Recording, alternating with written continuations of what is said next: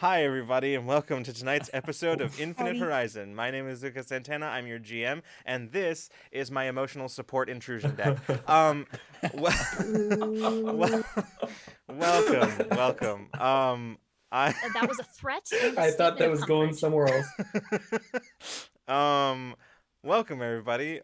We are here tonight to continue our our what the stuff that's happening here.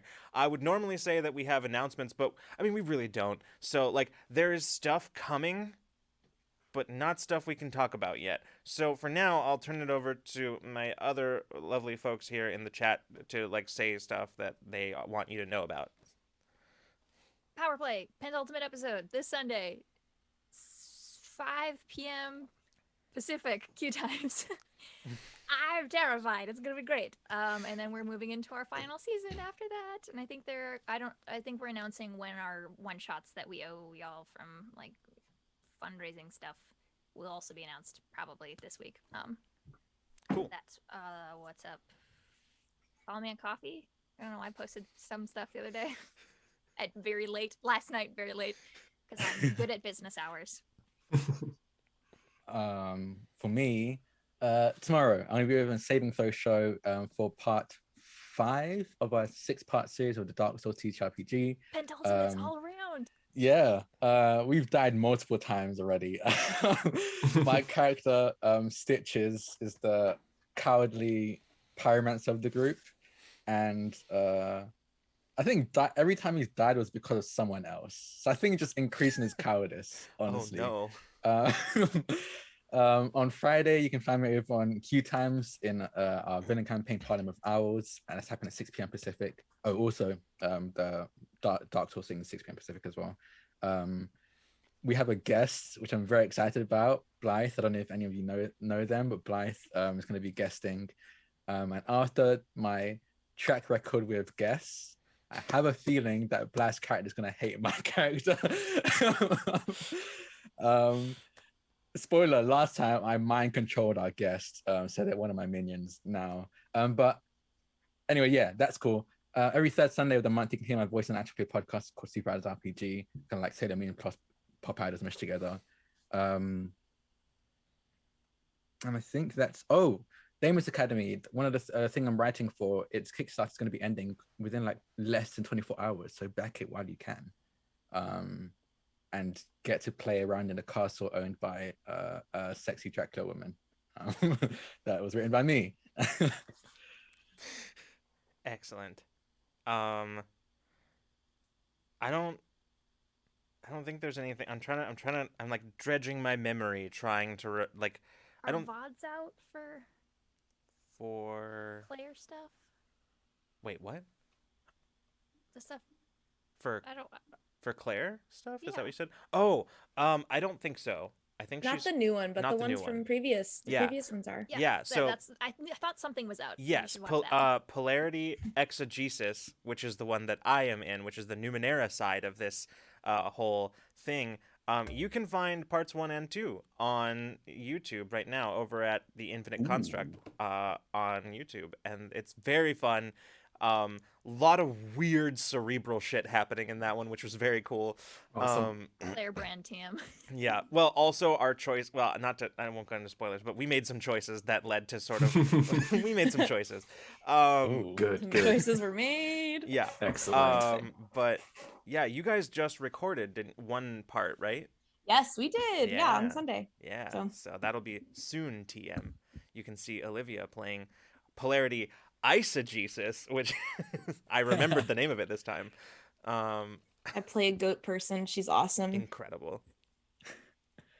Yes. Also, if you want to subscribe to me on Fanhouse, because I've been posting sneak peeks of different projects I'm working on. And I dropped another one today, which I'm very excited about. Very nice.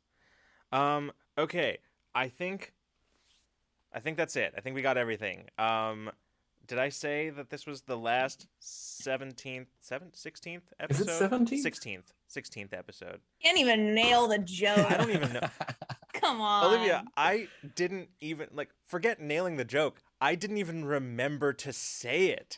Like, forget nailing the joke. We're well Comedy's past that. We're dead. well Damn. past that. I have no idea Lucas, what I know episode what of the season I we're on.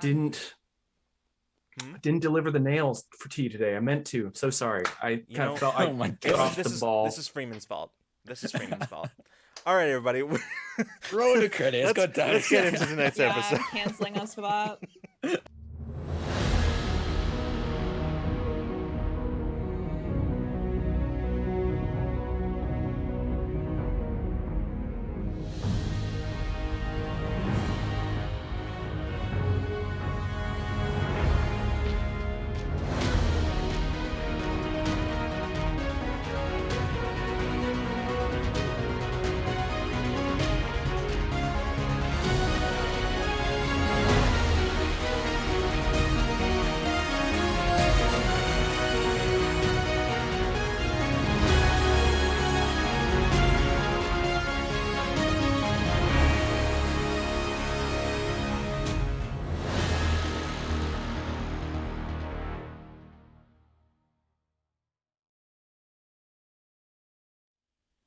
And welcome back, everybody. Excuse me while I am very definitely prepared to recap the episode, and I'm not at all scrambling with a notebook in front of me. Previously on Infinite Horizon, the crew continued their search for a mysterious signal on Evotopia, a planet home to a physical manifestations of virtual reality MMO characters. They traveled into the Dark Zone, a place the local actors and player personas alike were forbidden from accessing. There, the crew were attacked by radioactive worm-like creatures that nearly overwhelmed them until they were rescued by a rogue Trinity Star employee known as the Outcast. After taking shelter, the crew convinced the Outcast to help them search for the source of the signal.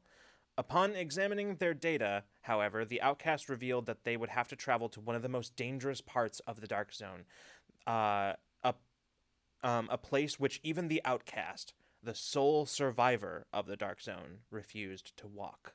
And that is where we left off. So, picking up there, you... I take my shield out. Excellent. Good. I need Oh, everyone to Dina. realize I informed my party beforehand.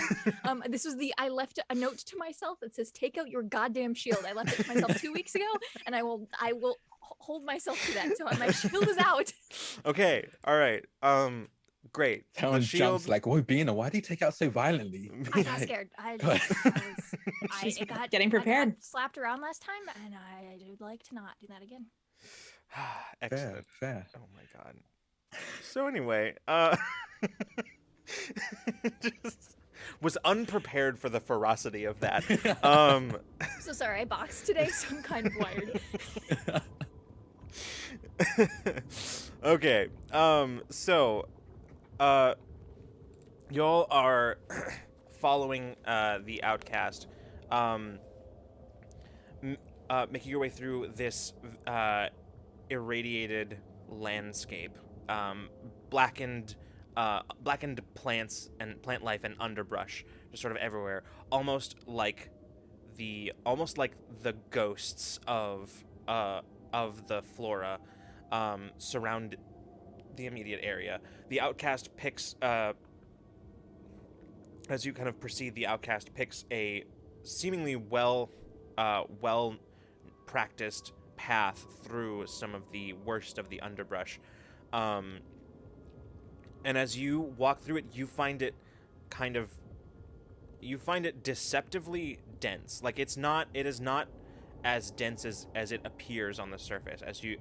Whether that's because the Outcast knows how to navigate this stuff, or whether it's because some strange property of these bizarre phantasmic sort of plant life, it's unclear. But regardless, what is clear is that had you gone it alone, you probably would have found yourselves quickly lost and just sort of isolated out in one of the most dangerous places on a very dangerous world.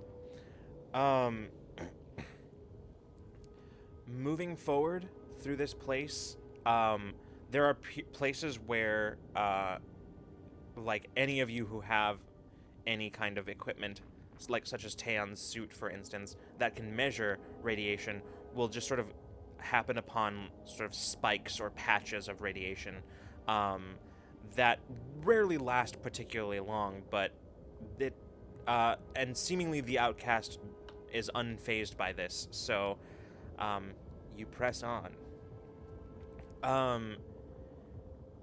It's probably another it's a long trek, probably about 3 hours or so, through this dense and desolate landscape.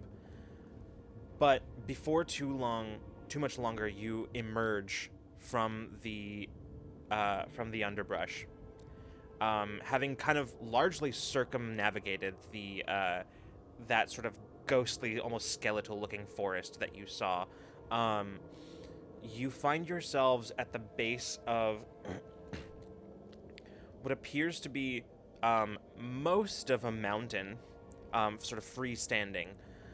Looking up at it, you can see where instead of coming to a peak, it seems like the top of this mountain almost it's wider than it is tall, and as you look at it, there seems to be no peak on top, but rather just sort of what from here you can see, even standing at the bottom, you can see is very clearly some sort of bowl-like, almost crater in up above. The outcast, for the first time since you set out, stops and turns back to all of you and points back up over his shoulder, and he says, "Up there, we have to climb. Rest up here while you can. We should be relatively safe, but if the wind picks up, we're going to have to start moving. It'll blow some of that radioactive particulate this way." Okay. That crater, was it always there? He shrugs and says, it's hard to say. I don't remember. But you can see as he walks down to where you can see you're not sure if it's intentionally a path, but it looks clearer than anything else, any other place on the mountain. He kind of walks over to the base of it and just sort of begins pacing around and periodically leaning down, picking up like a handful of dust and letting it run through his fingers. Then standing up, pacing, and repeating the process. Town takes a seat on the ground for a bit. How's everyone else feeling? Still glowing green. Hmm? A little bit. We got like help from Mason, gave me a little bit of a boost. Yeah. Yeah. Are you feeling? Mason just kind of looks at you. Are you holding up?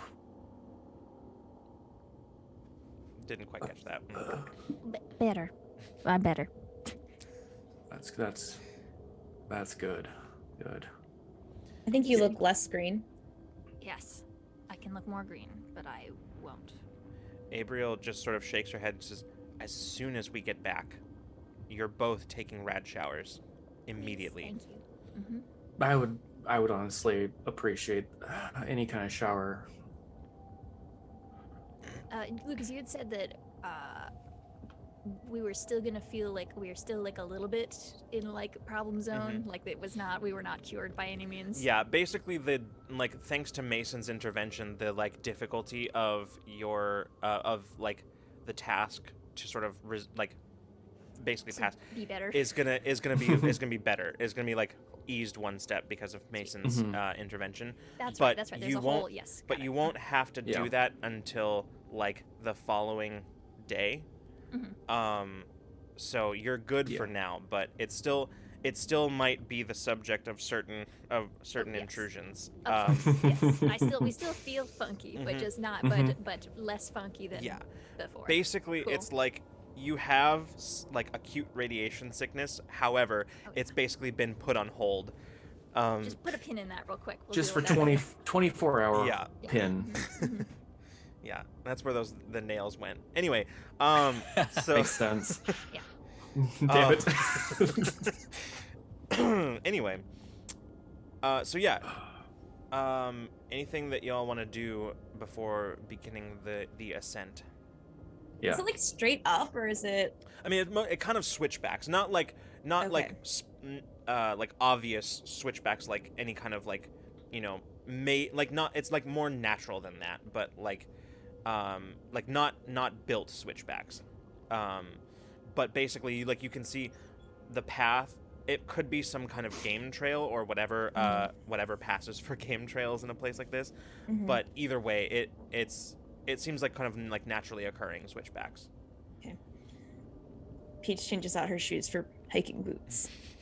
Excellent. Mason is gonna walk over to Peach and see that you're doing that. Is it by like magic that you're doing that? Oh do you- yeah.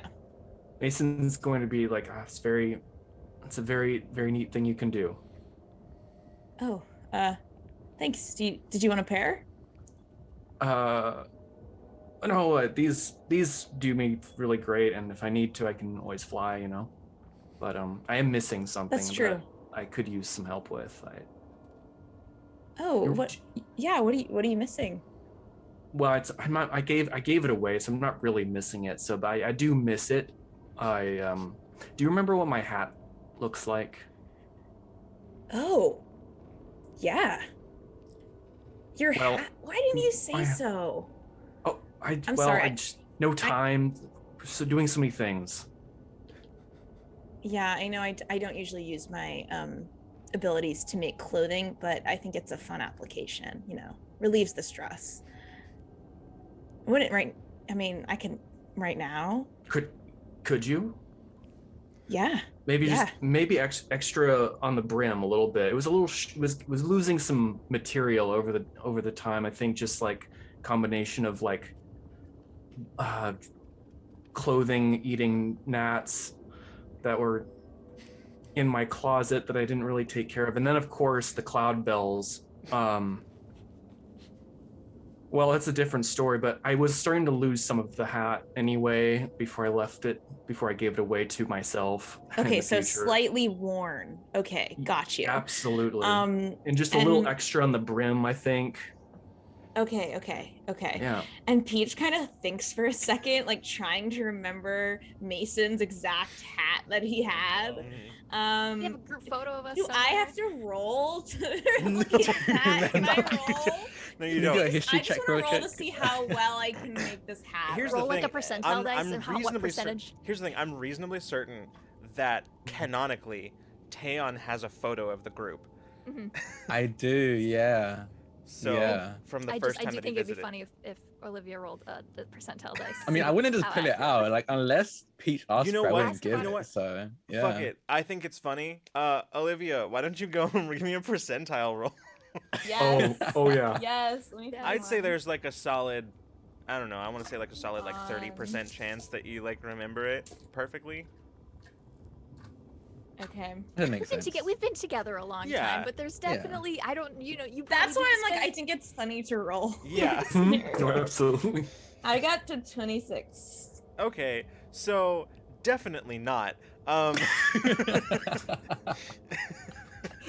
So I like am standing there trying to make the hat, and I pulled my hand. I hold my hands up, and in it, it's like it's in the same vein as your hat. Like it looks similar. It's not worn as it should be. It looks like the fabric on the inside is definitely like the wrong kind. It's what Peach more, wanted this hat to be. It's more of a Stetson than a fedora, really. I mean, like. But it does have your name on the inside. That's cool. This will do. It's the same hat, right? Oh, I can't lie, so I won't. No, but I do appreciate it. It's gonna do. I think. I'm sure there's a picture somewhere. Yeah, I can try again later. This is a strenuous circumstance, and No. you might lose the hat anyway. So All right. Well, that is true. this is a loner. We'll get you a better one. I think it looks nice though. Mason just kind of like tilts it forward a little bit so that only one eye is kind of visible. Appreciated. You see. That's exactly the request I needed before this hike.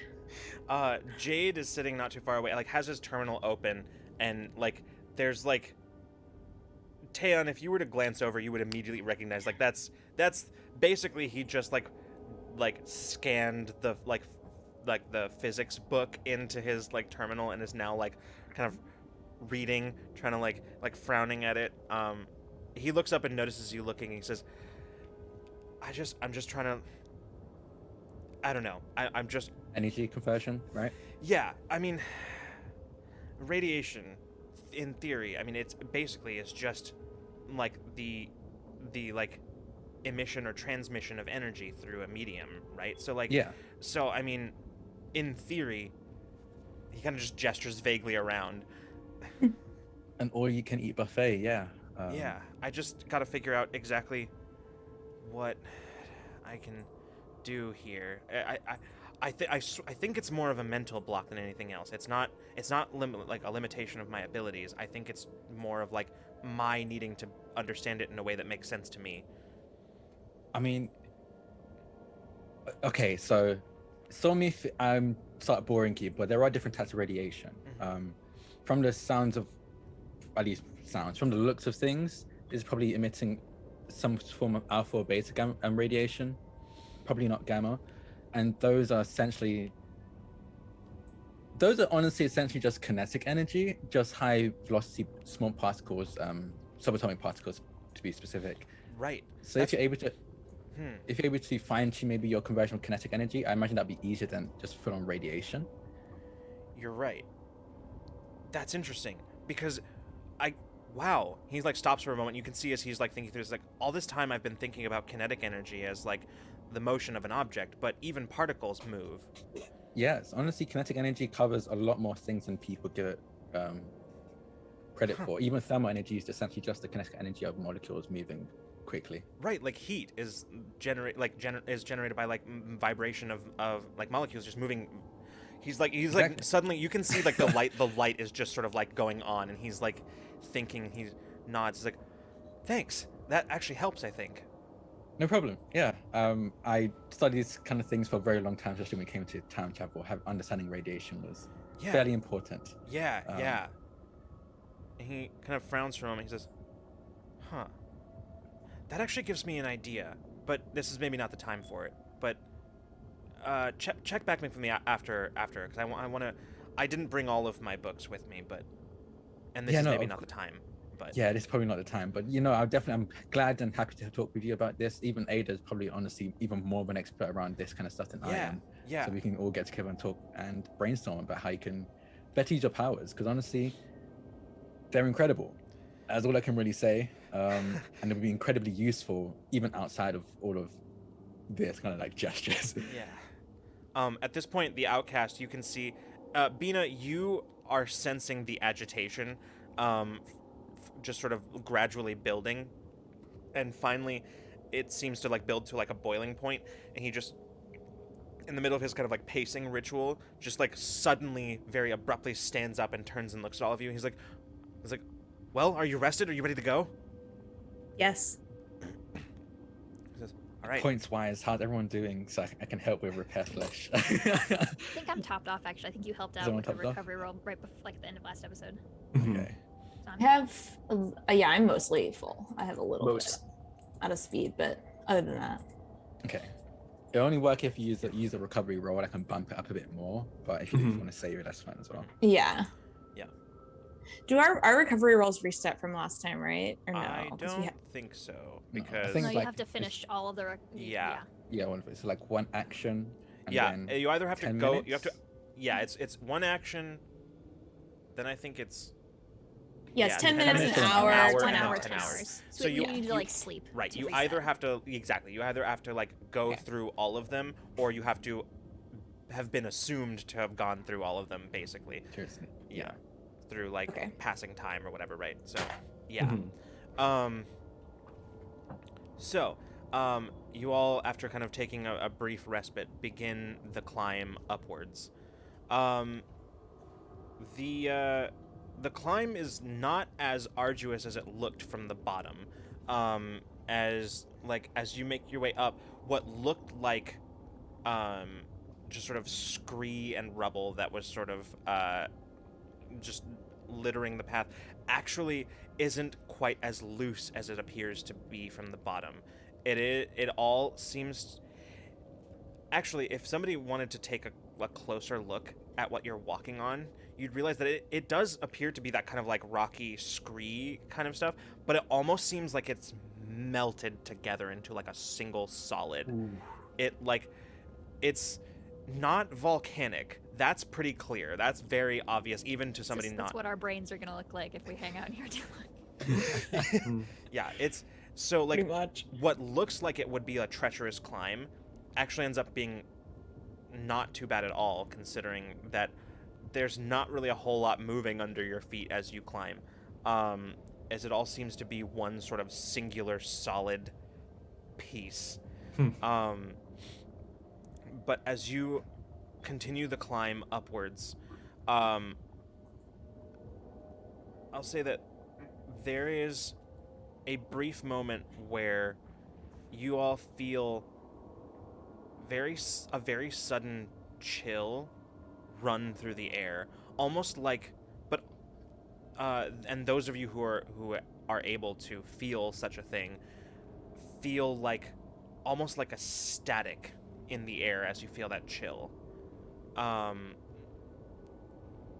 It's just a brief moment as you feel that, but it's unsettling, but it's not, it doesn't do you any harm. But the outcast immediately just sort of like falls to the ground and crumples and just sort of curls up, and just begins sort of shaking. Just no, not again.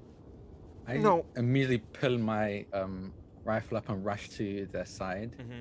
and I want to tap them and use distortion, Mm-hmm. which will basically give an asset to any speed defense rolls to Okay. them, and just keep and then I'll just have my rifle out, Yeah. surveying the area as much as possible.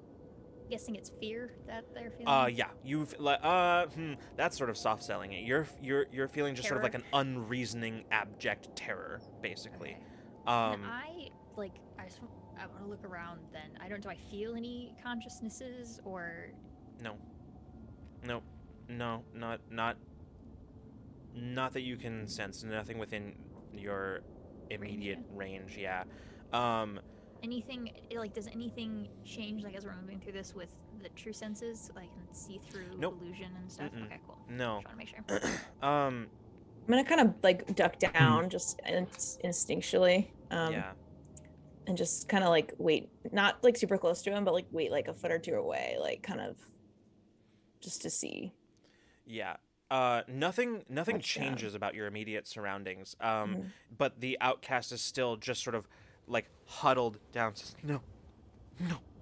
I'm gonna go invisible. Hey, there's no danger. There's no threat here. He just says, I couldn't save them. Couldn't save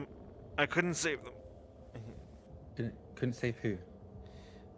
And he just sort of like, after a moment, just like, he stays in that state for like a couple of minutes before he finally like seems to sort of slowly kind of come out of it and look up at you, Taeon, and he just sort of shakes his head. He says,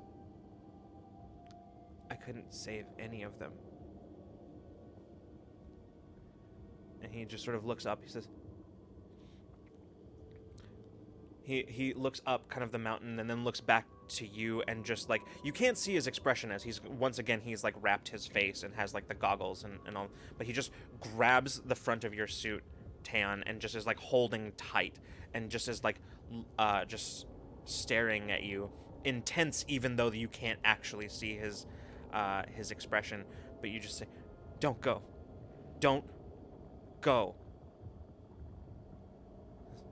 We have to go.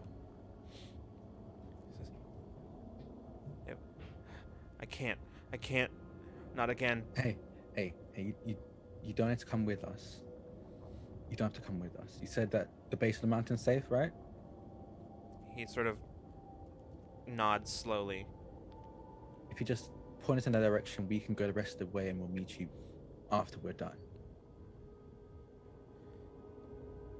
He kind of slowly lets go of you, and just kind of stays just sitting, bringing his legs, his knees up to his chest, and wrapping his arms around them, and just sort of sits there. He doesn't make a move to get up to continue or to return. He just sits. I think sensing one that there is no danger, but two, also if there was, we have three other very capable people would point it out pretty early. Talon sets his gun down on the ground and sits in front of Outcast and just goes, I don't know who you lost, but I can almost guarantee you that they won't want you to give up. I've seen people I cared about die right before my eyes before I was taken away or sent away, and I feel like I couldn't do anything to help them, but I know that they would want me to keep trying regardless. I'm not going to force you to come with us. That would be selfish, and after everything you've gone through, I don't want to put anything else on your plate, but at the very least, don't let this place break you. I'm gonna have you roll, actually. I'm gonna have you make rolling a sort of a persuasion situation here. There's gonna be an intellect task, and the difficulty is gonna be 4. Okay. It's a perfect Sam moment. Okay, so I had 2 levels of free effort Mm-hmm. because of edge. This brings down to a 2.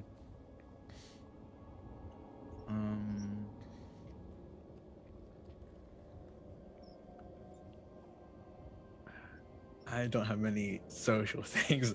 I think I'll use another level of effort because I've covered 2 already. It's 3, so that's pretty cheap.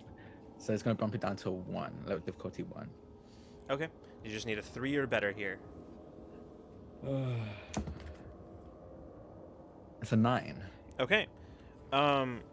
You see, as he doesn't engage again, but doesn't respond to what you said, but after a moment just sort of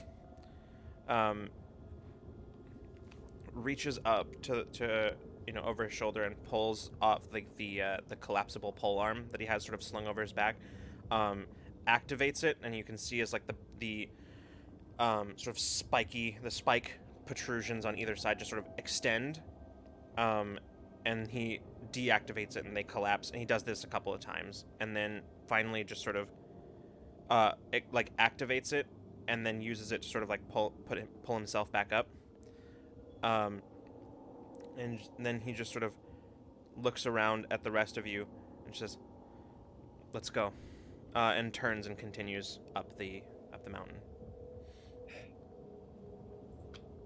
Let's get going. All right. You proceed,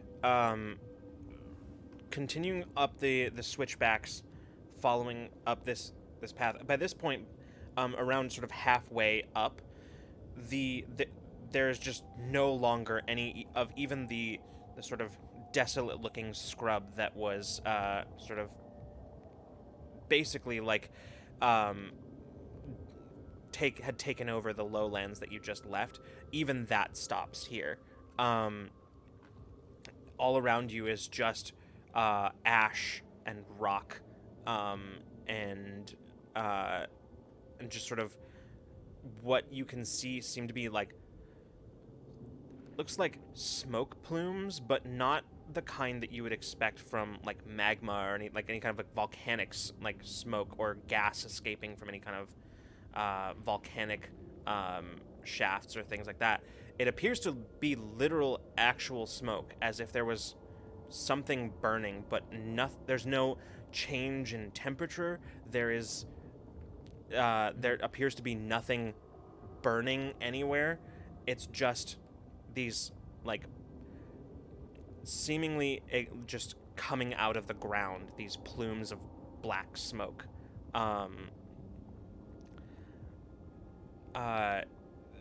whenever you pass near one, the Mhm. radiation spikes. Oof. Can I see any like I won't obviously won't get close because if it spikes and it's literally smoking, it's probably gonna be ridiculously dangerous if I get close.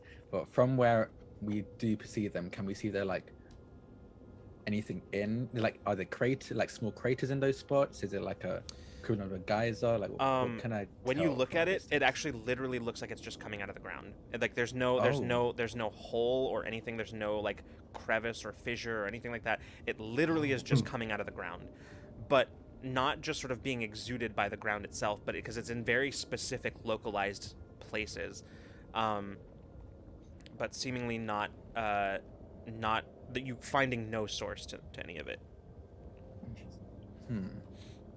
Um, that said, I will say, Mason, Mm-hmm. I'm gonna ask you to give me a roll. It's gonna be kind of a perception roll. And Okay. the difficulty of this is going to be. I don't know that you're going to have to actually roll on this, but because the difficulty on this is going to be 3. Okay. Alrighty. Perception Yes. and investigation, which I'm specialized in. So For the sake of this, I actually don't know that that applies Okay. here. Oh, how about assessing danger? Yes, that will absolutely apply. Interesting. I guess I have identify as the skill as well, apparently, but I don't know. I don't think that's going to apply here. Yeah, I did not think so, but. And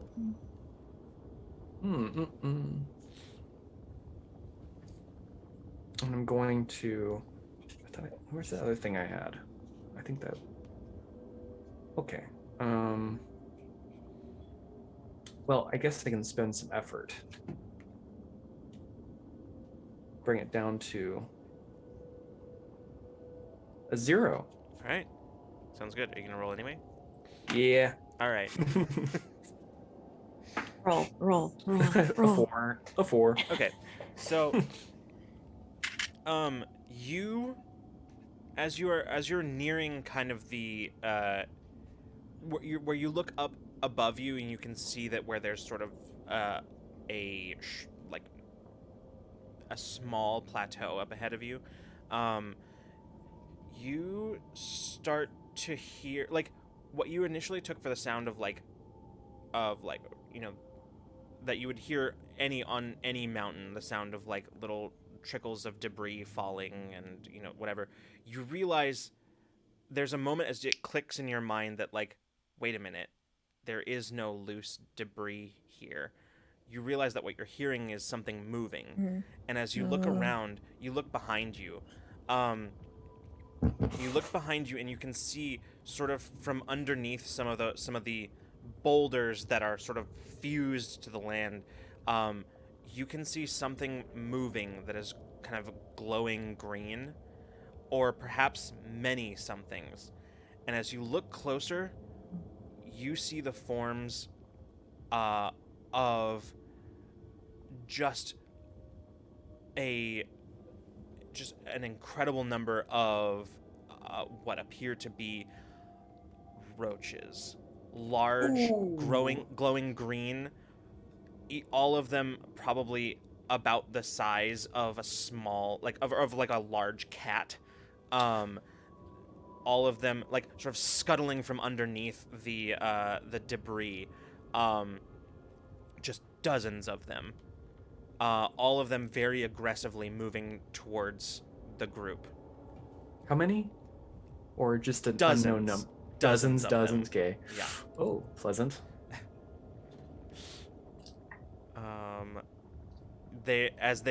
Immediately they just begin swarming. Can I, as soon as they start approaching us, can I use Dreamcraft to make it look like there's like a huge wall of flame like in front to scare them? Interesting. You know what? Very interesting. Yes, I'm gonna say you can attempt that, absolutely. Okay. I'm gonna say this is going to require a roll. And it'll obviously an intellect task. The difficulty here, I think I'm gonna set the difficulty here at 5. Okay. Good, because I have a lot of bonuses to Dreamcraft and I never use it. Great, So great. I'm specialized, so that knocks it down to 3. I also have a power shift in Dreamcraft, so knocks it down to 2 and 2 free levels of effort of intellect. Incredible. So I don't have to roll, but I'm gonna roll because Okay. I'm gonna use this green die in honor of these green roaches. Excellent. I rolled an 8. Okay. So you suddenly you kind of hear or become aware of Mason reacting next to you, and as you hear that, you turn, you look, and following his gaze behind you, you see the swarm of roaches just sort of extricating themselves from small crevices in between some of the fused debris, and you just sort of reacting, just sort of throw up an sort of illusory wall of flame that, even as you do it, it's almost like you, in sort of that moment of surprise and panic, just sort of reflexive action, Yeah. put a little bit of extra into it, and you can actually see as it does, even from where you are standing, it does seem to project a sort of aura of heat. Certainly not what a wall of flame like that would actually do, but enough that you watched the roaches all suddenly pause, and you can see, even from up here, looking down on them, you can see as their antennae twitch, just sort of it's all of them regarding this new threat. Run. Yeah. Outcast is already springing forward and Yeah. rushing up the trail. Yeah, I'm gonna follow. I do a light living light. I wait for everyone to I'm probably taking the back, just making sure that they're not following. But yeah, I also run. Yeah. You rush up the rest of the remainder of the switchbacks, coming out onto a plateau. On that plateau, you can see where there is a fissure that leads into what is presumably the crater in the center. And as you turn back, you can see that the roaches have sort of scattered around the kind of wall and are beginning to try to sort of coming around. And as you rush, you can see Outcast, who moments before had sort of been collapsed and unresponsive on the ground, doesn't move, is just sort of standing there at the edge of the plateau and watching this onslaught of just dozens and dozens of radioactive roaches just rushing up and seemingly not reacting, just almost head tilted, almost with a certain kind of curiosity. As you watch, the roaches get closer and closer and closer, and then just as they reach the plateau, they stop. You can hear the clicking and chattering of the roaches, hearing the sound of the chitin sort of rubbing up against joints and clacking against the others in the swarm. And then then you feel that burst once again of kind of cold, the air just temperature drops and you feel that almost static charge to the air. And as soon as you feel it, the roaches just scatter, disappearing into whatever hole they can find, until what was once the moving side of the mountain is completely still. What just happened? The Outcast looks back over his shoulder at you and says, "They won't come here." What's the chill in the air? That's just what this place does. What this place is. He takes his spear and gestures towards the fissure, and he says, "That's where we have to go." Okay. I'm gonna, just as a test, because I know there's pretty high radiation here. I'm gonna try just a very short jump of Mhm. like left to right type thing of traverse bar just to see if it's hugely distorted, because I know it was slightly distorted the last time I Mhm. tried it a bit further away. Yeah, you, I mean, there's still some. You can still feel that kind of like resistance, but you're able to do it. Okay. How far is the fissure? Huh? How big is the fissure? It's pretty wide. I mean, it's not like it's more of like it's probably wide enough for two of you to walk side by side. Okay. Okay, that's not too far then. Yeah. Okay, but- yeah, never mind yeah. then. Yeah, it's at least here it's that wide. You have no idea like how it is further in, but you can see that it seems to be like a full-on crack in the side of the mountain that goes all the way up. The remainder of the height of the mountain, easily another 600-700 feet. But yeah. The outcast walks up to the entrance to the fissure, and you can see as he stands there, he sort of visibly shudders. And he kind of looks back over his shoulder, doesn't say anything, but just sort of stands there expectantly. Mason, do you think you can fly and hover above Outcast? Having TP part front would just be useful in general. Yes, I think I can. Mason's I'll- going to perform hover. No, I'm gonna just click the ring. Yeah. So cool. Yeah. You take I to cast the up air. high. Cast up and away. Sorry. There it is, there it is. It's a bird. It's a plane. It's a Mason. No. It's Um, amazing. Yeah. Oh, Ooh, that's we have that to was joke because we're really scared that right was now. very that was scary. worse than the We're joking nails. 'cause we're scared as fuck. I'll take up the rear, just in case. I'm solidly in the middle. Don't ask. Do not Yeah, ask me. Yeah, same. She's going invisible. Actually, I'm gonna go back invisible. Yeah. Okay. Cool. Yeah. Jade is probably like near the back with Taeon, and Abriel is kind of a little bit more towards the front of the group, just behind the outcast and Mason. You proceed through this fissure. It's surprisingly, it seems to maintain its slightly wider and slightly narrower in some places, but it largely maintains its the width. What is somewhat disconcerting is how flat and smooth the ground is here. As you make your way through this, it almost, if it wasn't for the roughness of the walls, it would almost seem manufactured.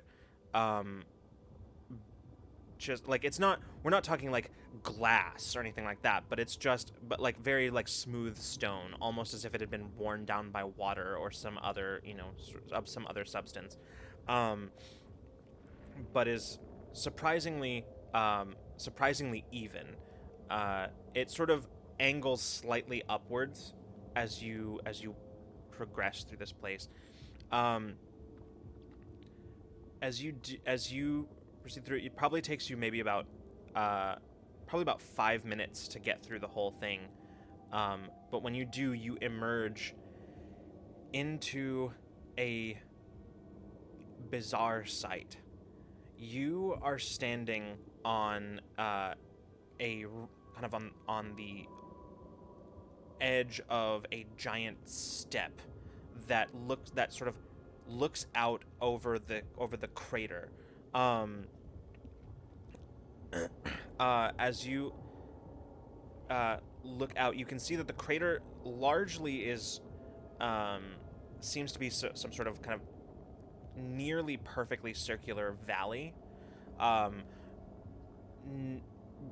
The interior of which is filled with all kinds of colossal structures. Many of them look like all of them technological in some form or other. None of them look like specifically ships or buildings or anything like that. It's hard to say exactly what they are, but they are very clearly technological structures. However, down at the center, at the very bottom of the crater, you can see an enormous black lake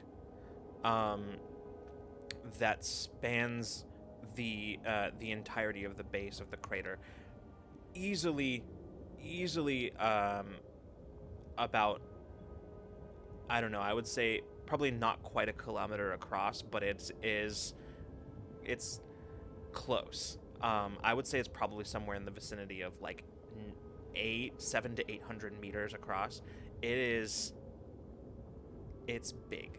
It's especially within the like within the bounds of the crater itself. It takes up most of the bottom of this crater. In the middle of it, you can see where there is sort of a singular rocky island that is made up of very similar to like the makeup of the outside of this mountain.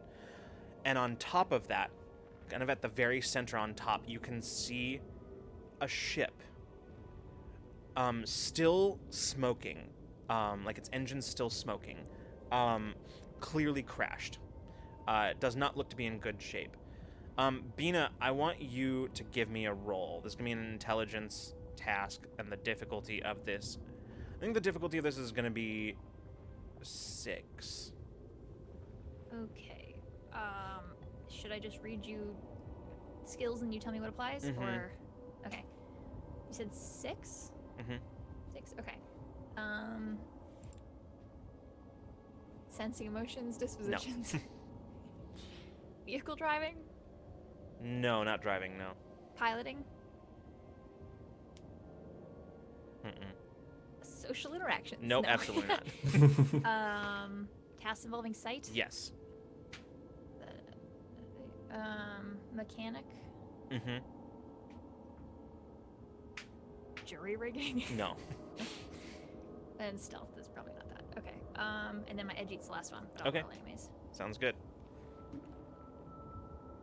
It's a 15. Okay. While the interior of the crater is largely obscured, not like to the point of being, like opaque, but you can see there is a relatively heavy mist that hangs around, or some kind of haze at least, that hangs lower over the crater. But as you sort of glance at this ship that looks to have recently crashed, you are struck by sort of a familiarity of shape and structure to Awakener, a similarity to Awakener. It's not the same, it doesn't look the same as Awakener, but it is very much the similar build like, and design. Like, would I say that the same, like, designer maybe Possibly. or manufacturer possibly? Like, Possibly. that's how I would quantify that with words. Okay. Mm-hmm. Yeah, it is quite a bit smaller than Awakener. Probably not designed for more than 1 or 2 people to live on. Mhm. But it is, so it's probably maybe like a fifth of the size of Awakener. It's not a large vessel, which is probably good, because had it been, it would have landed squarely in the lake, and you would have had basically no chance of recovering. Lore check real quick. Mhm. Am I remembering correctly that we don't know where Awakener came from? That's correct. Well, Correct. you know where it came from as far back as you can trace it, which is that it. Yes, yeah, but like prior to that, like Right. why they had interest in Awakener, why that Alma was attached to it, like because Alma was trying to do like research on it. Yeah, But because yeah. as far as we know, was never able to. Correct. The find very anything. first time that Silverbreak ran a test on the prime conduit that they built, Awakener came through. Yes. More than that, you are unclear on the origins of the ship. Okay, cool. I just wanted to make sure that was. Mhm. So Bina is invisible, so you hear a disembodied voice. Say, you know how we don't know Awakener's origins? Yeah. And we don't know where this came from. Now, I'm not saying those two things are related, but the ship, looks like it is of similar design. Hmm. So do with that what you will.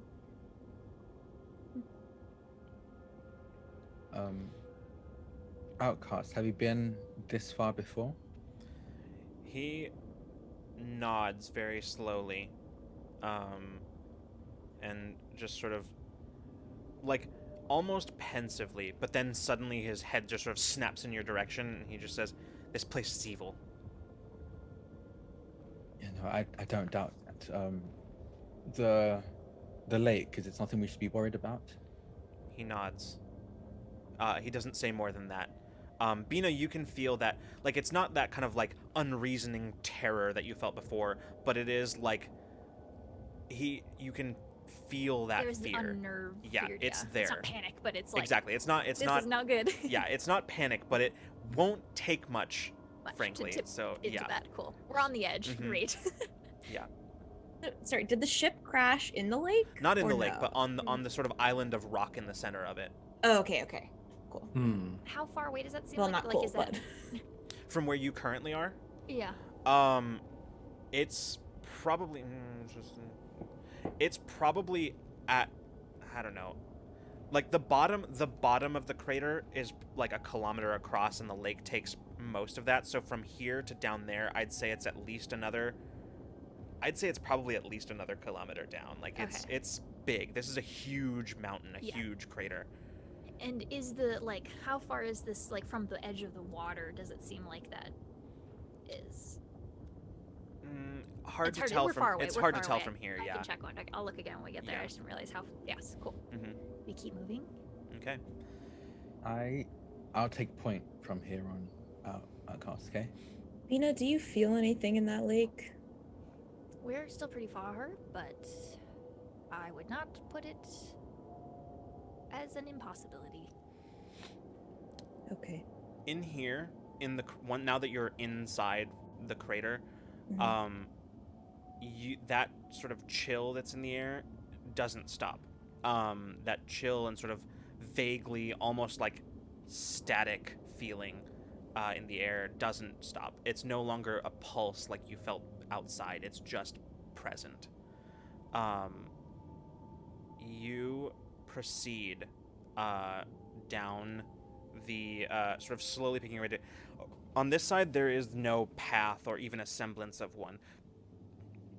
You end up basically having to climb down off the shelf that you're on. It's not particularly high, but there's no easy path.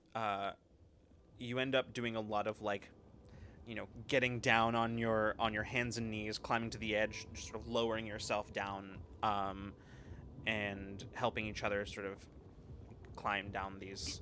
Bina's I feel like little that and- is not our strong suit. Yeah, I was gonna say climbing Bina's down. little and not strong, so I think anytime there's like, I think she tries one time where it's like she like dangles off and like her feet don't quite touch the ground, and she's like, not again, and too small, and like so anytime they get to a ledge, she just like, she'll walk with everyone, but she will not climb down high ledges because she Yeah. does not trust her strength. Peach is only managing because she's tall. Can I take you with me? Hold on, I might be able to get both of us. Taylor just kind of like, I think Taylor isn't taking like the strength route, but kind of like the more dex where it's like just jumping, like being able to tell where more stable footing might be, and kind of like leaping for there instead of like crawling and climbing down. Mm-hmm. Mason and Taeyeon are parkouring. Yeah, I think Bina and I are struggling a little on the climbing. Yeah, maybe we get like through like 2, and yeah, I can. Yeah, I could take. I think I could take one person with me. Can you? I think. Oh no, I have to. It would be. Oh, I think you I don't have need to to spend. spend. You don't need to. My edge eats the whole thing. Me doing it to myself, but I have to spend an additional level of effort if I want to bring someone with me. Nah. I think So, yeah. I'm just watching you, and then Yeah. like we're going down kind of slowly, and then you get ahead of me because you start zapping down. And then she really just ahead of you, and she'll zap back up to go with you. Oh, you don't. That's really nice of you. It's scary. Oh my gosh, she's invisible. You probably. You just see like a little like there's like a tiny like sparkler like glitter like where she like disappears and then like reappears. Oh. It's the only reason you know where she is. Well, whew. Could really scare someone with that. Oh, I have. As you are climbing down, Taeyeon, I would like to offer you a GM intrusion. Yeah, of course, I'll Great, take it. cool. Who are you giving the other XP to? From the way Freeman described it, Mason's probably nearby, so I'll give it to Mason. Okay, great. Cool. All right. So as you're climbing down, you leap down at one point, kind of sort of to, sort of even ground. And as you look around, kind of looking up the ledge that you just managed to climb down, you feel sort of like a rumbling in the ground, and then very suddenly, there's an explosion of like rock and dirt from the wall of the ledge, and 3 sort of tentacles, probably as thick as an arm, just sort of come, like just sort of bursting out, reaching for you. I need you to make a speed defense roll, the difficulty of which is going to be 10. 10. Whoa. Interesting. Okay. So I'm trained in speed defense, so I'll bring it down to 9.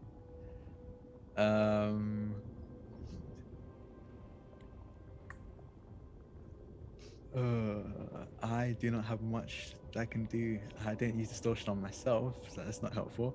I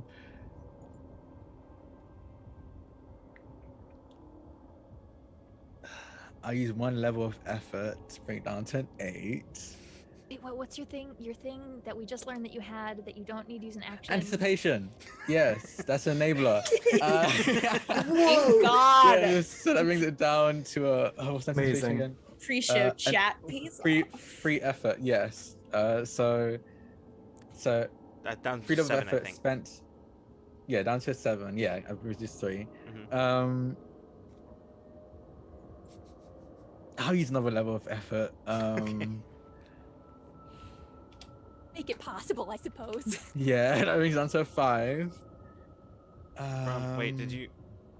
Oh, sorry. 6? 6. Yeah, bring it down to 6.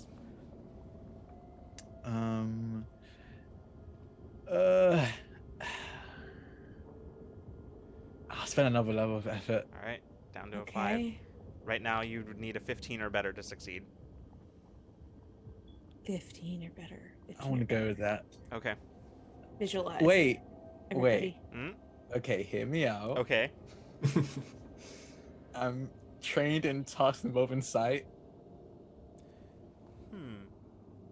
Okay, sure, I'll allow it. Yes, okay. I've been doing weird shit with this too. You should do it too.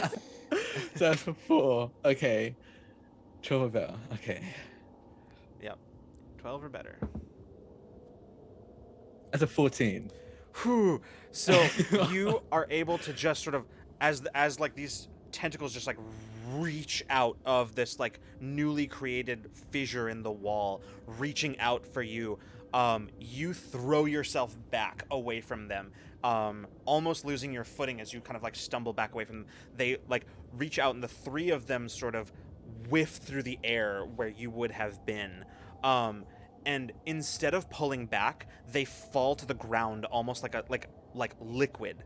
They fall to the ground into like a puddle, and then just sort of slowly pull back into the crevice like a liquid, more like a liquid than anything else. This sort of black liquid with like a silvery sheen on it that just sort of pulls back in. A plant? Eyes or out. A sentient thing. Eyes out seems to not be solid at the very least. They come from anywhere. I'm definitely like just constantly surveying the area, trying to guess where it might come from next. Oh, that What? was close. Did you set it off? Did we walk in its area? Do you think? I don't know.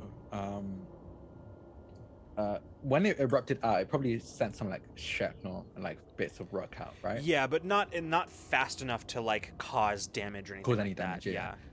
If I could like grab one and like it's probably not gonna affect it since it's probably sensing like body heat or anything. But I want to like toss it to the spot it came out of to see if it reacts to it.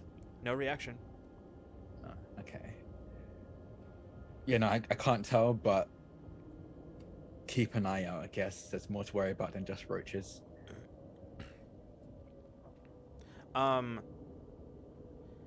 Bina. For a split second when that happened, you sensed something.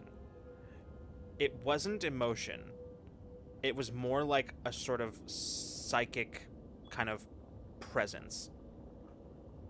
I had no directionality. Like, it didn't seem like it was from that thing. Or is it? I just sensed it quick, and I can't pinpoint it. I think you couldn't pinpoint it. It happened very quickly. But there was this is the important thing. You sensed the presence. There was no emotion. Yeah, it just some like some type of awareness or sentience, or Presumably. like that's what I could feasibly compare it to. Okay. I'm gonna definitely like after that I'm gonna touch myself and do distortion on myself, and then immediately after resonance field, just see like a glisten. I don't think you've seen them use distortion and resonance at the same time, but distortion you kind of see like after images of Taeon like overlapping each other, and then each of those after images have like a fractal shielding around them as he puts on resonance field. All right. You as you kind of go to move away, Abriel kneels down and she just sort of runs her hand over the ground and just sort of there's no trace of it, whatever it is. If it was some kind of liquid, even a ferrous liquid, it would have left some kind of trace behind. But there's nothing. Ground's not even wet. Maybe. Maybe. I don't know if this place follows the normal rules of anything.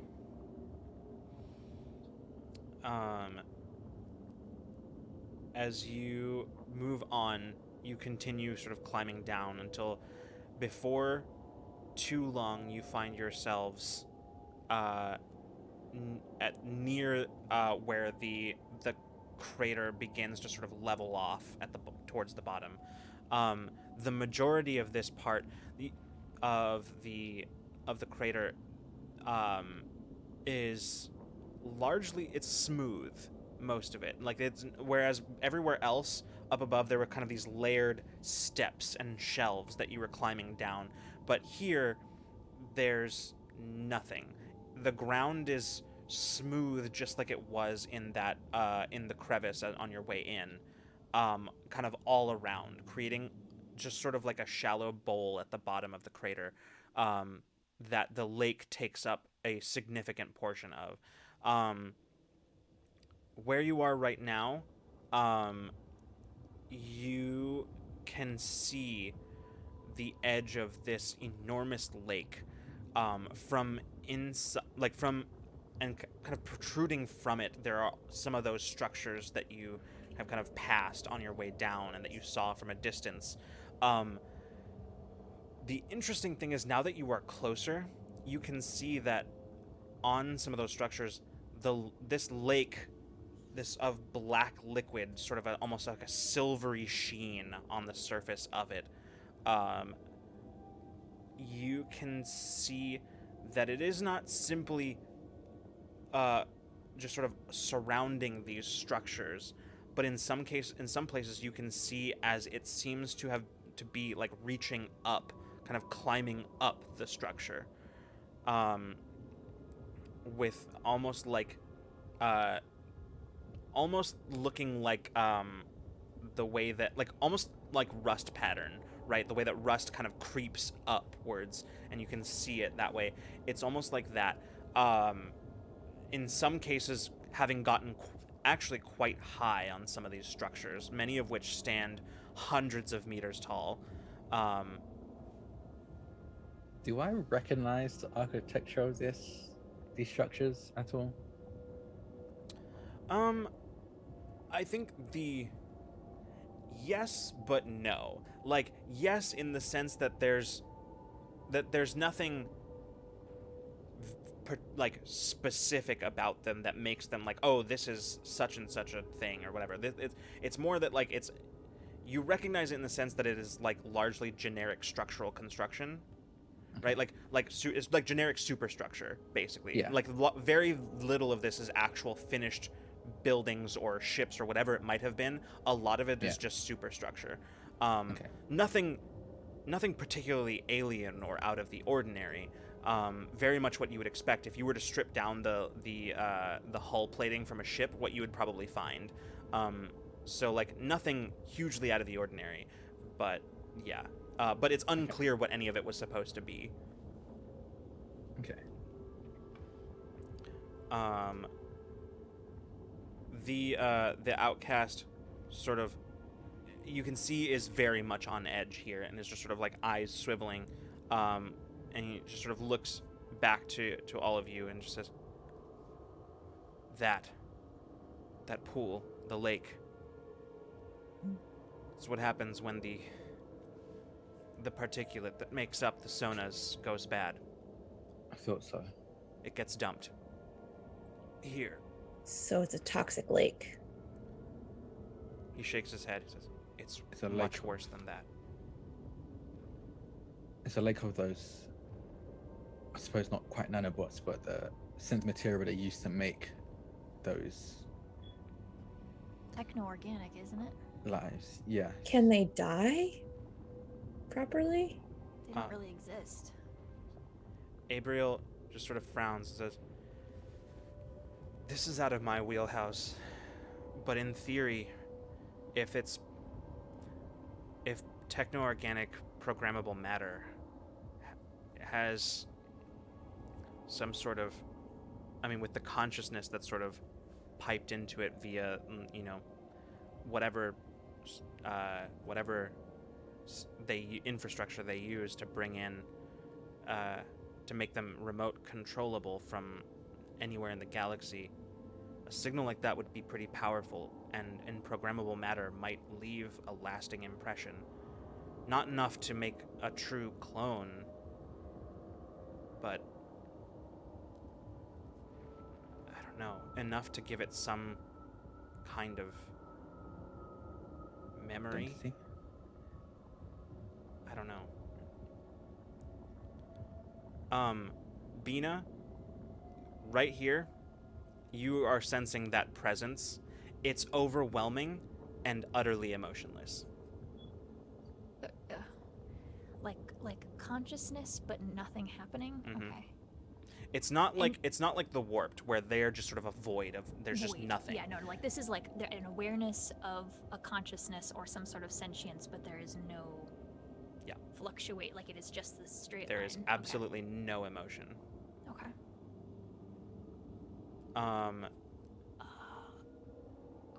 Sorry, clarification from just sorry because it's been 2 weeks. When we encountered, obviously the people, NPC people, they were people who were actually people. I could feel them. When we encountered techno-organic, like little dudes, I felt nothing. Like it was an object. Mhm. Did we ever encounter or move past any players? I don't know that you specifically did. I don't like you probably would have passed within proximity of them, but not like. Do I get the interacted. same like blank slate nothingness, or is there the No, you consciousness actually awareness? You actually really didn't get anything from them either. Either. Okay, that's what I've thought, Yeah. but I couldn't. Yeah. Okay. Yeah, this is Different. this is different. How far are we? Like right next to it now, or are we still far away? I would say you're probably not far, but you're probably like, I would say, at kind of at sort of the edge of this thing. You're probably like, maybe like 100 meters or so back. Would anyone hate it if I did something really stupid right now? Would you like to tell us what it is first? I want to talk to the lake. Oh, yeah. I don't see why not. If we can stop this in a non-violent way, that'd be best. That's a crazy yet incredible idea. There's something in there. Something that's got awareness. No one can see Beanish is gesturing. There is awareness, but not feeling. Would I get the same if I reached out with my mind? Do you try? Yeah. Okay. After Um, Bina's like talking about like after she suggests this plan. I let you know what I feel. Yes. Yeah. Now that you know. Get some surface So thoughts. you Hold over don't it. get the same thing. What you get is one single word. Hungry.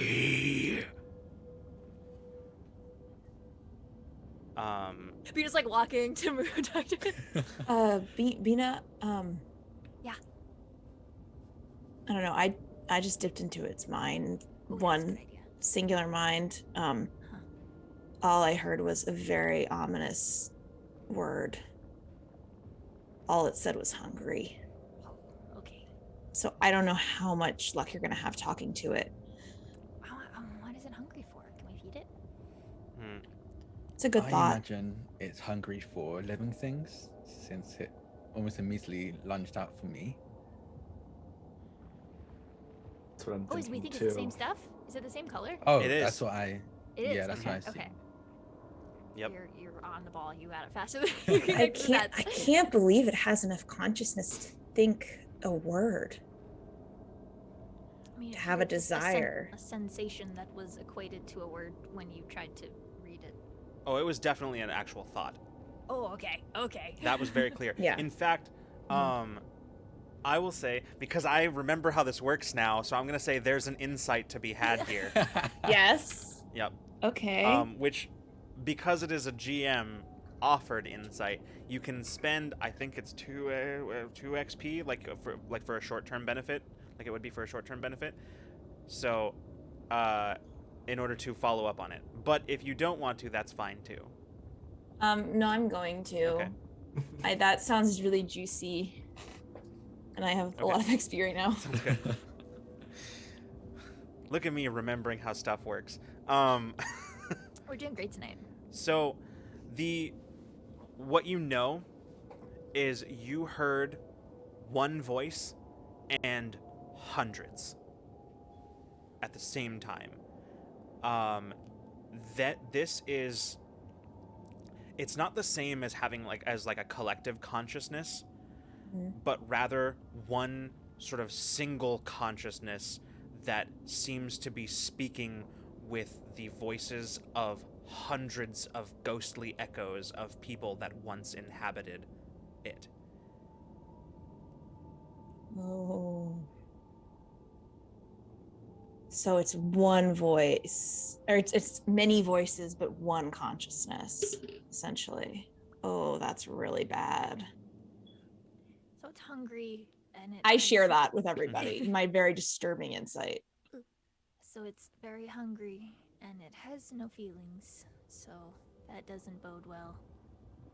I will also add on to that the thought was not bestial or animalistic. There was an intelligence behind that. Yeah. It's not just a dumping ground. It's a representative, a person. Jade says, we guys? And as you look, you see Jade is pointing to the edge of the lake, where you see the lake has begun to move.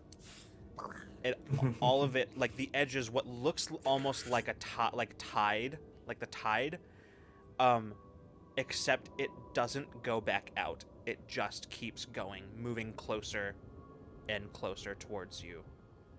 And that's where we're gonna take our break. Yeah. That's right. Damn. Oh, good, because there's a lot of water and I have to pee. But this is so I'm Same. on the edge of my seat. All right, everybody. We'll be back in just a little bit. We're gonna get some water. We're gonna walk around. Get some. Move your bodies. We'll be back in just a little bit. So don't go anywhere. Hi, everybody. Welcome back. I don't remember how to do this. What are we doing? we're vibing. We're just hanging vibing, out. yeah. This is our pickle review podcast. We're doing a and everyone podcast Pickle brought- review. I actually do Yeah, have everyone brought several jars of different pickles too, over there. yeah. So Everyone like, brought My in review for every some local pickle is a nerds. 0. I have Pickles are pickles. gross. You don't like pickles? Fucking hate pickles. You'll grow into them, God. Brad. Actually- ended with drag. I actually As actually an don't older love wiser I folk. don't love pickles either, but like with certain things, like you kind of need them with certain things. But in general, I'm like, no. Fuck pickles. Chip Nah, ended I with always this whole take that. cast. I See, swear to God. Drac Bag and I- hanging Drac- like 2 Drac- feet away from me, Drac like is a it's per- covered in pickles. Drac is a person of taste. Drac doesn't like peas. Drac doesn't like pickles. We can like we're good. There was that post your cancelable food takes the other day thing. I was gonna forward you and be like, I've been through this. I already got canceled. I paid my dues. Y'all are fucking weirdos for thinking that it's weird that I like peas. It is weird. it's Liv, if you're normal. watching It's just this, a it's weird, vegetable. Liv. I don't- It's just weird. Look, I don't think it's weird that you like peas. I just think it's incorrect. So Oh, I'm sorry you guys can't handle veggies. I can handle I veggies. love I'm vegetables. just- I'm just kidding. I love most vegetables. I'm just but defending pea? Caitlin's honor. Thanks. Anyway, Lesbians versus the world. so We've so- anyway, unionized. this is actually I put our my shirt on. this is actually our beach episode right here. This is the beach. It's coming after us. Let's go. We're just really stressed. So we- listen, y'all said you wanted a Hey. beach episode, so I gave it to you. It's not my fault you weren't specific Monkey's enough. paw. Ah! Shit. No. This is our third wish. All right. So anyway, where we left off. This might be one of our most chaotic re-entries from a break in this Oh, whole yeah. series. We'll do better next time. Where we left off, the crew was standing at the edge of a sentient lake of spoiled programmable matter that was where we left off in the process of had begun its process of inching its way towards them, which is where we begin right now. So, we're gonna do something that we don't do very often. Are we rolling for? We're rolling initiative. Uh-huh. I Oh, thought you no. were Who gonna are you? say. What show is this? We've left. Are you? That's terrifying. That means this thing is probably pretty far. So, I would like you all to roll initiative. The difficulty of this initiative task is 10. Okay. Okay. Did I say okay? I don't have shit for that. Oh, I think it's down to 9 for me. Still can't I roll. think it goes down to 8 for free for me. Alright, why? 9 times 3, Okay. 27. No. Wait, I have anticipation. Does this count? Yeah.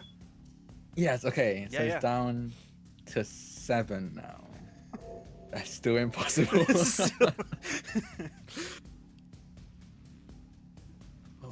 Oh, I'm just gonna announce that I am not lowering it at all, and I will fail Okay. willingly. So I have a question. I can only lower it to like a 9. I rolled a natural 20. That doesn't matter at all, right? You can still get it like an effect. You don't Yeah. succeed. I know You what that don't means, succeed, though. but if you, you can have. I mean, you can have a major effect for sure. Like you'll get that. But you don't succeed because that is still 10 shy of the. Well, I guess it's Yeah. like 7 shy of the difficulty for you. But, you could. Yeah, I'll say you can have a major effect. It doesn't. What would that be in an initiative It doesn't necessarily have to context? be on your turn. So like Hmm. Okay. in initiative Like context, what I've done before, we've had like extra action. Okay. Or like, yeah. I mean that's or you could do something involving like the circumstances or whatever. Like, but it's a major effect, so you can Okay. feel free to use that and apply it as you see fit. Okay. I'm gonna use a level of effort, a Okay, speed great. right for initiative. Yeah. Okay, so level of effort. So that brings me down to specialized in initiative. I used anticipation. and in level, so down to a 6. Okay, so you need an 18 or better. Oh fuck. I shouldn't have anything else. I'm gonna No, I already used a lot of my speed. I rolled an 18. Oh fuck. Okay, so Taeyeon That's passes cool. initiative. Okay, I'm still figuring mine. Sorry. Icon. Dexterity, power shift. Yeah. Okay, so I've already brought it down to 8, and I'm going to lower it by 1 step using danger sense. Cool. So down to a 7, still not great, but I don't know. Okay, It's speed almost defense. possible. It's almost possible. You can spend effort if you would like. I'll spend a couple of effort. 2. I'll spend 2 effort to bring it down to 5. Okay. So now you need a 15 or better. I want to roll on this. 15 or better, you can do it. 8. Okay. Okay. So, really, it's Taeyeon, the lake, and then everyone else. Yeah. Cool.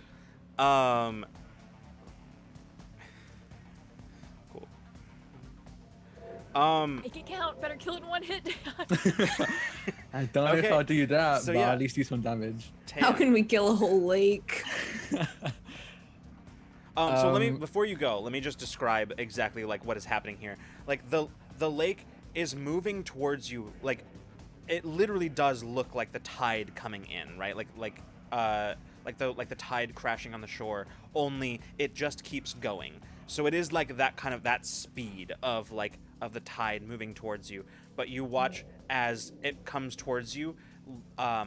These sort of pseudopod tentacles, like what attacked you on the way down, start sort of erupting from it, almost like, actually Abriel said it best, like with ferrous liquid, where it like has that, it takes, if we apply a magnet to it, gets those weird peaks and shit. It's almost like that, but much more prehensile, as they just sort of out. That's basically what you're seeing approaching you. Almost seemingly creating almost like a web of tendrils up above you, turning from a tide incoming to a wall. Tan, what are you doing? Okay. Are we like all like congregated with each other right now, or we kind of spread out? What's the formation right now? We all just like walked up to it, so we're probably within short range of each other, I would assume. Okay. Unless someone had walked off or something. Or is Mason still flying? I'm not sure why everyone's staying. No. I don't Yeah, think so we're all just I think- kind of standing there, I think. Okay, so I'm gonna God damn it. I'm going to pull out a sci-fi I have, Inferno Wall. And I would like to fast step, so I can use fast step and then do an attack afterwards. I want to fast step just away from the rest of the group and then throw the Inferno Wall at this lake to see if I can. I'm just trying to catch his attention. Okay. And so it creates a wall of extreme heat up to 30 feet by 30 feet by 1 foot. So I'm assuming it's probably like a cube or something. And inflicts damage equal to the Cypher's level, and it was level 9. The wall conforms to the spaces available. It lasts for 10 minutes. Okay. What's the level of that Cypher? Level 9. Okay. Yeah. Okay. No, I think it's probably level 8 because it's 1d6 plus 2, so 9 is not possible. Right. I did it wrong. Yeah. Okay. So yeah, you throw it down the Cypher, and you see as the this lake just seems to ignore it.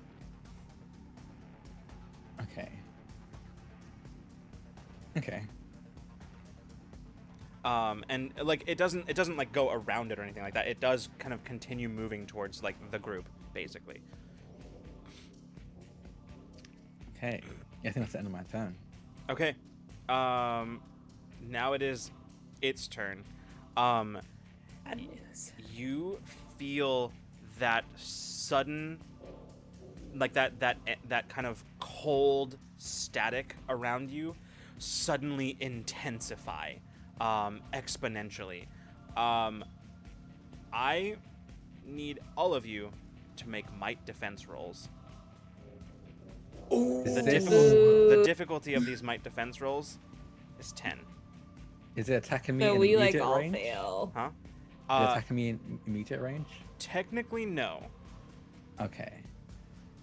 This is just sort of like the energy field that is sort of pervasive throughout the. Oh, like, the energy field. That is okay. just sort of charging up suddenly. Okay. Well, not speed defense, so Ugh, okay. Remember, if you're power shift and resilience, that helps here. no. Might- I mean, I just fail. Straight up. 9. I'm going to spend. That's damage. Okay. I'm still being attacked while invisible, correct? I'm assuming it's not. I don't know if the invisibility affects it at all. No, it's. I didn't think so. Yeah. It doesn't seem like it has visual. Yeah. Limited by visual sense. I will say there are some things that it can do that would be affected by that, but this isn't one of them. Okay, I figured. Okay.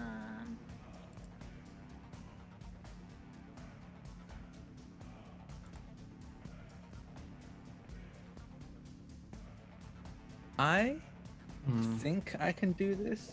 I have an ability. Let me just read it real quick first. Wait. Okay, no, never mind. No, because that's to be immediate range. Okay. Okay, so I'm gonna use 3 levels of effort. And my power shift and resilience. That's 2. Right. I also have a power shift and resilience. I have to get So I think. 18. Oh, or better. 2. Yeah. You have 2 power shifts and resilience. Is that? So I brought Yeah, So nice. I brought it down to an 8. Otherwise, I'll do some effort. Okay. I'll bring it down to Rolled an 5. Sorry. What happened? I rolled an 18. Oh shit. Yeah. All right. Okay. So Freeman, what did you bring it down to what? To a 5. Oh, okay. So you're spending I spent 3 effort. 3 effort. Okay, gotcha. Yeah. Got it. Okay, you need a 15 or better here. Yep. 17. Oh, nice. Ooh. All right. Okay. So, Okay. Does my shield help me here? I think this is a might defense roll. Yeah, I'm just So- asking if it. No. Do I get my asset with it? No. No. Okay. Does tasks involving sight? No, that's not gonna help you. Okay. Then I have to take it. I can't lower it at all. Okay. So, Bina and Peach, you, as this like energy, this energy field suddenly charges, and you each take 10 points of damage. Well, that goes to might first, right? Mhm. Okay. What kind of damage is it? Just curious. Because just only asking because Bina does have the thing that I. Right. It's not radiation. That much. That's a good It's point. not. That's true. Yeah. It seems to be like a disruptive electrical charge, basically. Ouchie. How does Abril, Jade, and Dowcast look right now? They're not doing well. Although, Okay. what I will say is that you see that Jade is seemingly unharmed. You can see that he has his hands up, and he's like, his hands are up, and there's almost like discharge, like electrical discharge coming from his palms. He also looks panicked. It looks like this was purely a reflexive action.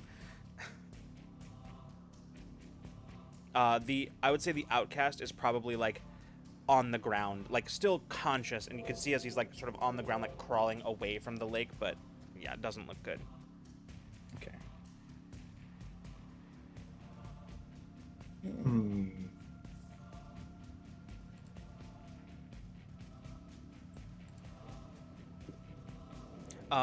With that, I do believe it is everyone else's turn. Yeah. So whoever would like to go next. So we need to get to the middle of this lake without getting killed by this lake. Okay. You had. I have a thought. If you're. Go ahead. I was just thinking. I was just stating the goal right now. Okay. just for- How far was the island from here? It's probably about. I would say it's probably like maybe 400 or so. Like 4. I'm gonna back up here for a second. It's a lot. It's not. I think given what I said before, I was using meters, so I will say that it is probably like dead center in. Well, no longer exactly dead center, but it is probably about like 400-ish meters out. It's a ways. I thought you said 100 meters before. No, Because the lake was like a kilometer almost like across, not quite a and- kilometer across. Yeah, and the island was like in the center. Yeah. Of it, so yeah. So what does that put that at in feet? Because that's the only way I know how to use the ability. Let me look at. Let me look Yeah. it up. I don't think that's possible. Okay. Yeah. 1,312 feet. Oh, okay.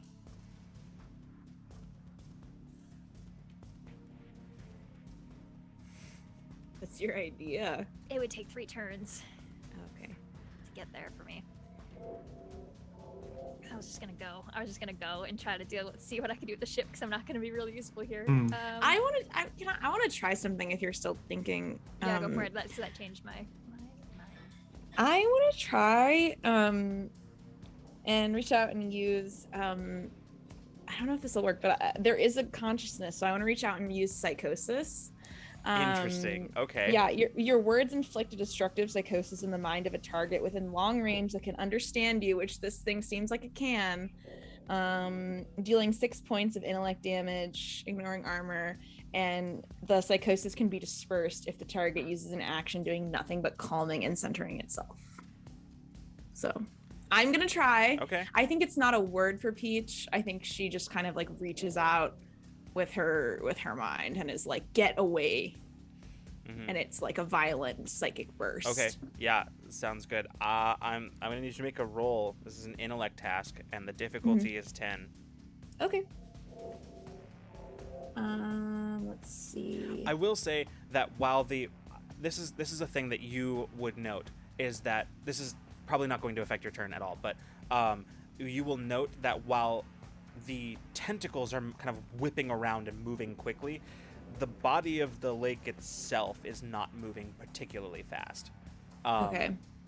So like the tentacles move with all of the like speed that a creature might bring to them, but the lake itself moves at a crawl pretty much. So Okay, cool.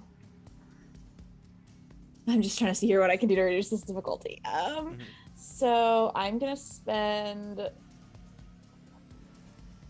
Would you say that my mind reading, since I like reached into its mind and got some familiarity and understand that it has a consciousness and a little bit, would that help me at all with this roll? you know what? I think that's fair in this case. Actually, that makes sense. Because it helps me target. Yeah, it helps you like.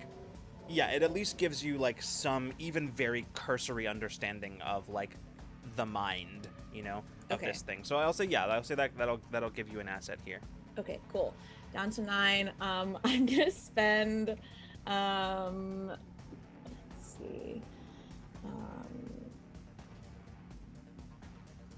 I'm gonna spend. It's down to 9. I'm gonna spend I'm gonna spend 6 levels of effort. I have a high intellect pool, y'all. Jesus. I've got a good pool here. We'll see. So. Okay. So God. what does that bring it down to? That brings it down to a 3. Okay, cool. Yeah, you just need a 9 or better. Okay, I'm making a note so I can add after I do this. A 9 or better. Okay.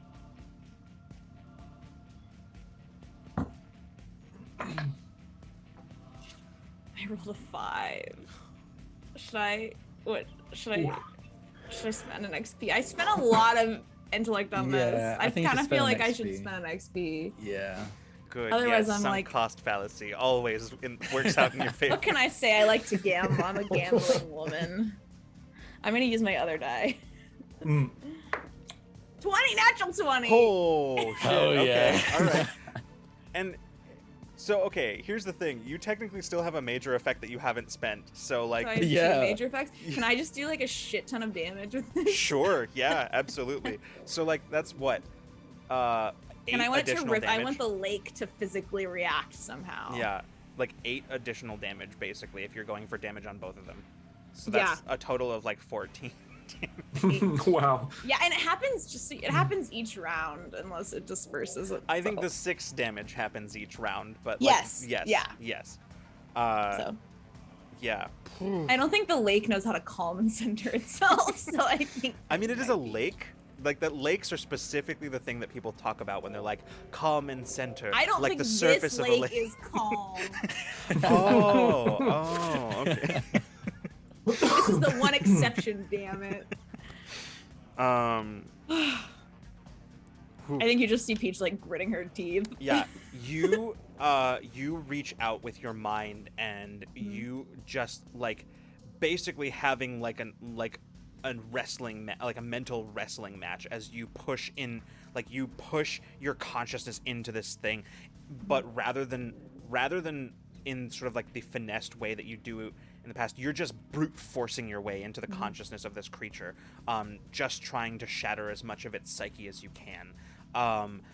As you do so, you watch as like the entire surface of the lake just like shudders, very much like a ferrous liquid that just sort of like has had a magnet applied to it, and like just sort of like those like the shuddering tremors, like those shuddering ripples that go through it, through the whole thing, and like all the way up the tentacles and everything. In fact, the tentacles you even watch as they almost like lose their cohesion for a moment, sort of start drooping into like liquid once again, and then just sort of reform. But yeah, this you, Peach, feel immediately like you now have its full attention. Cool. Great. So who's up? Who's next? I decided I'm gonna do it. If I take one more hit, I'm gonna be impaired because I have 1 might point left. So I'm going to burst as far as I can in the direction of the island, high enough up so that I have fall time because I'm gonna have to do this 3 times to get there. Oh. I'm gonna do it. I'm gonna so up high above the lake.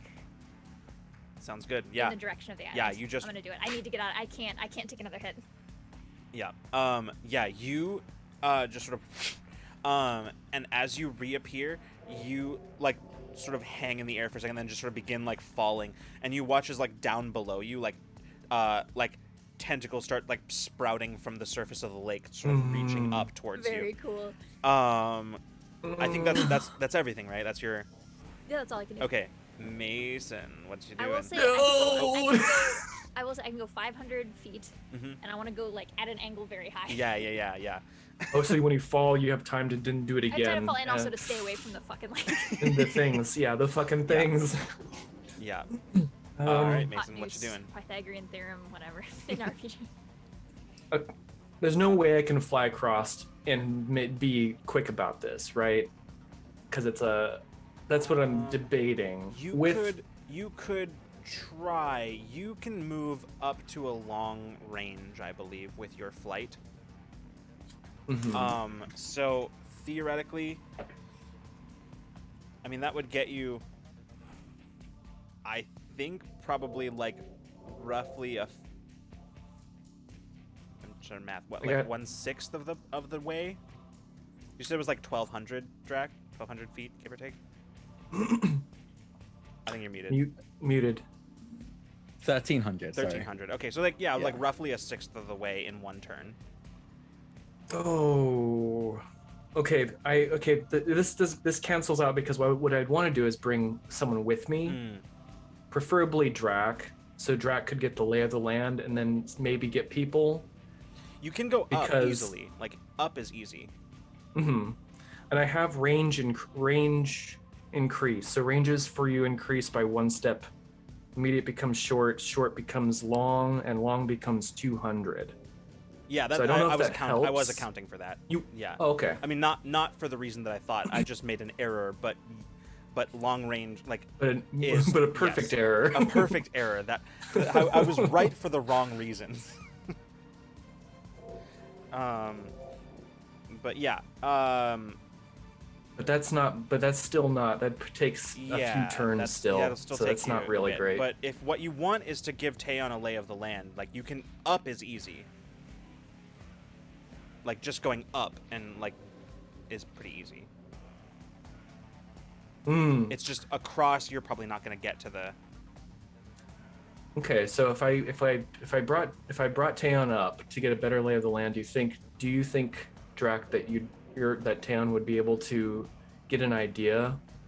Yes. Yeah. He just Of honestly just where- needs to see it, Mhm. and then he can jump pretty easily. So I will fly you up to a safe distance, but where you can see. Okay. Yeah, so That's Mason just my- flies over like across the like kind of perpendicular to the path of this lake and sort of scoops Taeon under the arms and like lifts up into the Thank air. you. See if you can get a good look at it, so we can get out of here, maybe. Yeah. Yeah. All right. And I'll have to do that on my turn. Which it is now since True. we are now Oh. at the yeah. Oh boy. So being is like 100. How many feet? 500 feet in the, 500 the, the whatever the. Yeah, so hypotenuse Bina's of like this a triangle little is. under halfway across. Mhm. Okay.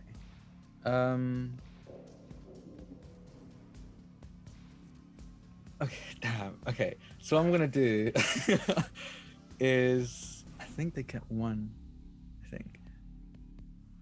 Let me just make sure, real quick.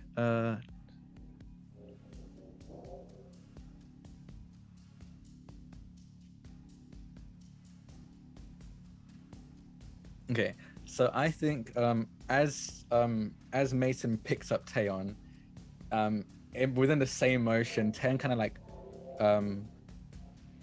in fact, I think what happens is he sees Mason coming towards him, and in the same moment he's going to reach into space and pull 2-1 out and kind of like have Mason pick up Taeon rather than 2-1. And 2-1 is going to fast step towards Outcast. And is Outcast and April like within the same space? Yeah. Or like yeah. They okay. are. He's gonna fast step over to Outcast and April. Mhm. And that's all they can do right now. And that's gonna be the end of my Okay. turn. Sounds good. Yeah, you kind of being held aloft by Mason sort of look out, and you can see where Bina, sort of this luminous shape, is beginning to sort of fall, and watching the tendrils start to sprout from the surface of the lake to kind of like reach up, sort of in almost this helix-like formation as they sort of like start twisting up to reach up to almost very clearly to catch Bina as she falls. It is now the lake's turn. Oh which is- wait, Oh, there is one thing I can do. that's right. You still Rapid have- attack. So I'm gonna fire it. Especially seeing that it's reaching for Mhm. Bina, I would like to give Bina a little bit more time to react. So I want to shoot at those tentacles. Incredible. All right, See go if I can for it. disperse them. So what is that? Is it difficulty 10? No. As a matter of fact, this is going to be a speed task, the difficulty of which is 3. Oh, perfect. Doesn't move got- very fast. I am trained in medium weapons, and I have 2 power shift in accuracy. That brings Yeah. down to 0. Yeah, you got it. And I have a power shift in medium blaster, so I'm gonna put that into increasing the damage. Okay, Nice. sounds good. 3. But 4 to 0, so it's fine. So I think that's 7 points of damage total.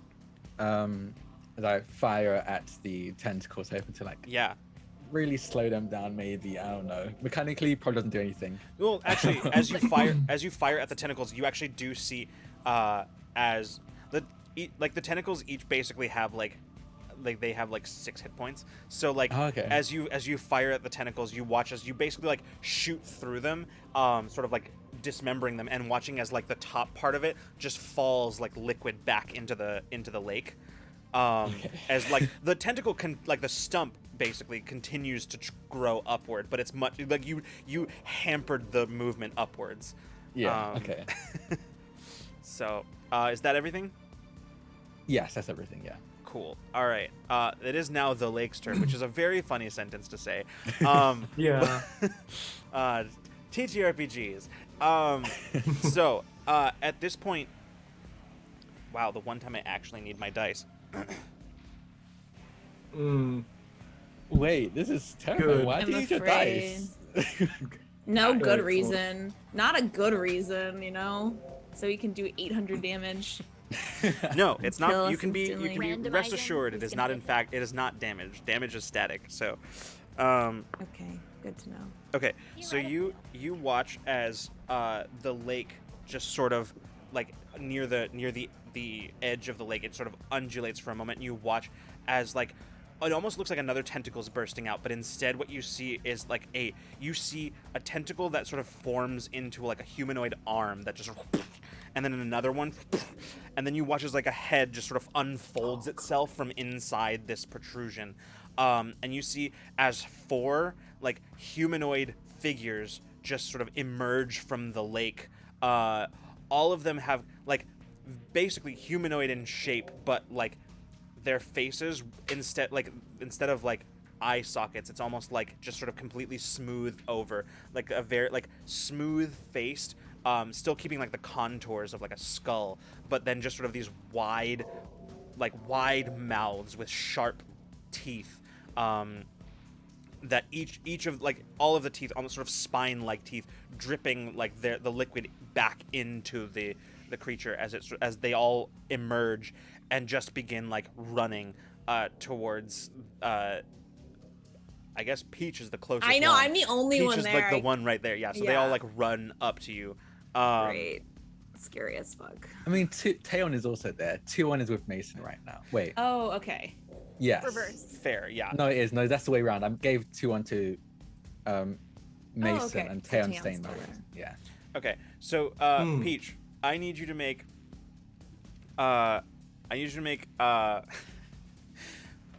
4 speed defense tasks, the difficulties of which will be 3. Oh my god! Thank God. Thank God. Well, I'm trained in speed defense. Excuse me. So that's down to 2 for all of those. Oh,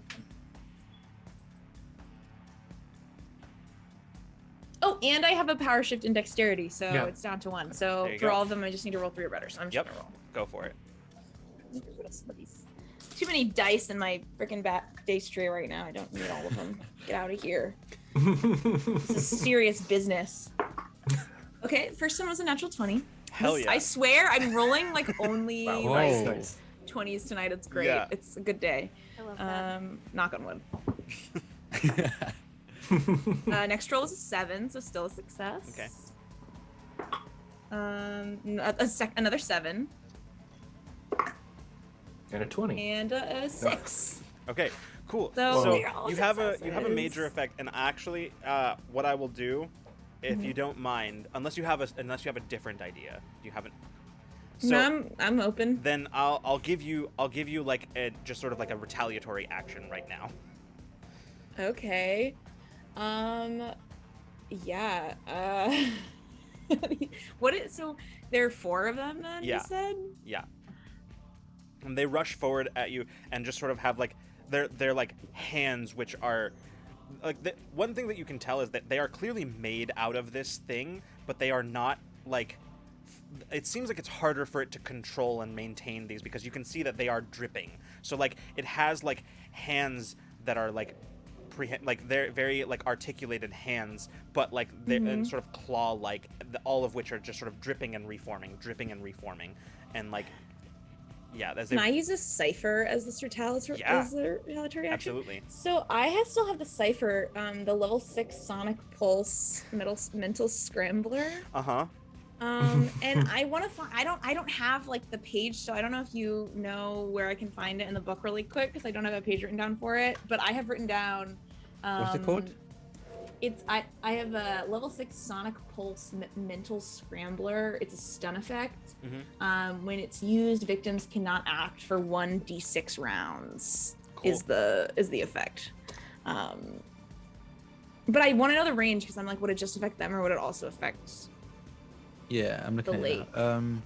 2 rounds after being 2 rounds after being activated, the device creates an invisible field that fills an area within short range. So short range lasts for 1 minute. The field scrambles the mental processes of all thinking creatures within that range. Wait, I thought it was only certain creatures. Is it all? It says all, yeah. Oh, All creatures okay. within that range. Then And I it's shouldn't use that then. Just throw it into the lake. Yeah. Yeah. I mean, I could. It takes 2 rounds. It could help, honestly. I'm gonna do that. I'm gonna throw it into the lake. Yeah.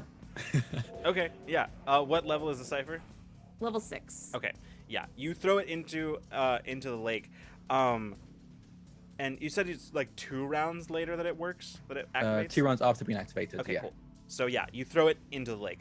I think Peach has these people kind of come back like towards her. She's like, starts backing up and is like, okay, what do I got here? And like whips it out of her bag and like Yeah. throws it. As they like rush at you, like you can see as one swings and you sort of like backstep out of the way. The next one swings at you again. You kind of duck out of the way of that one, and just like keep kind of basically like sort of almost like remembering your like fencing training. You basically like you like utilize like your footwork to sort of like step deftly out of the way of these attacks.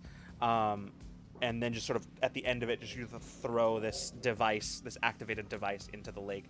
That was its turn. So now it's up Not to getting any of me? you, huh? I thought it was getting me. It's no. It was not focused on you at that moment. It was focused on Peach. Don't worry, I got it. I will be okay because of how my shit works. However, I was very scared for a second. But yeah. I go again. That's my whole turn. Okay, great. Yeah.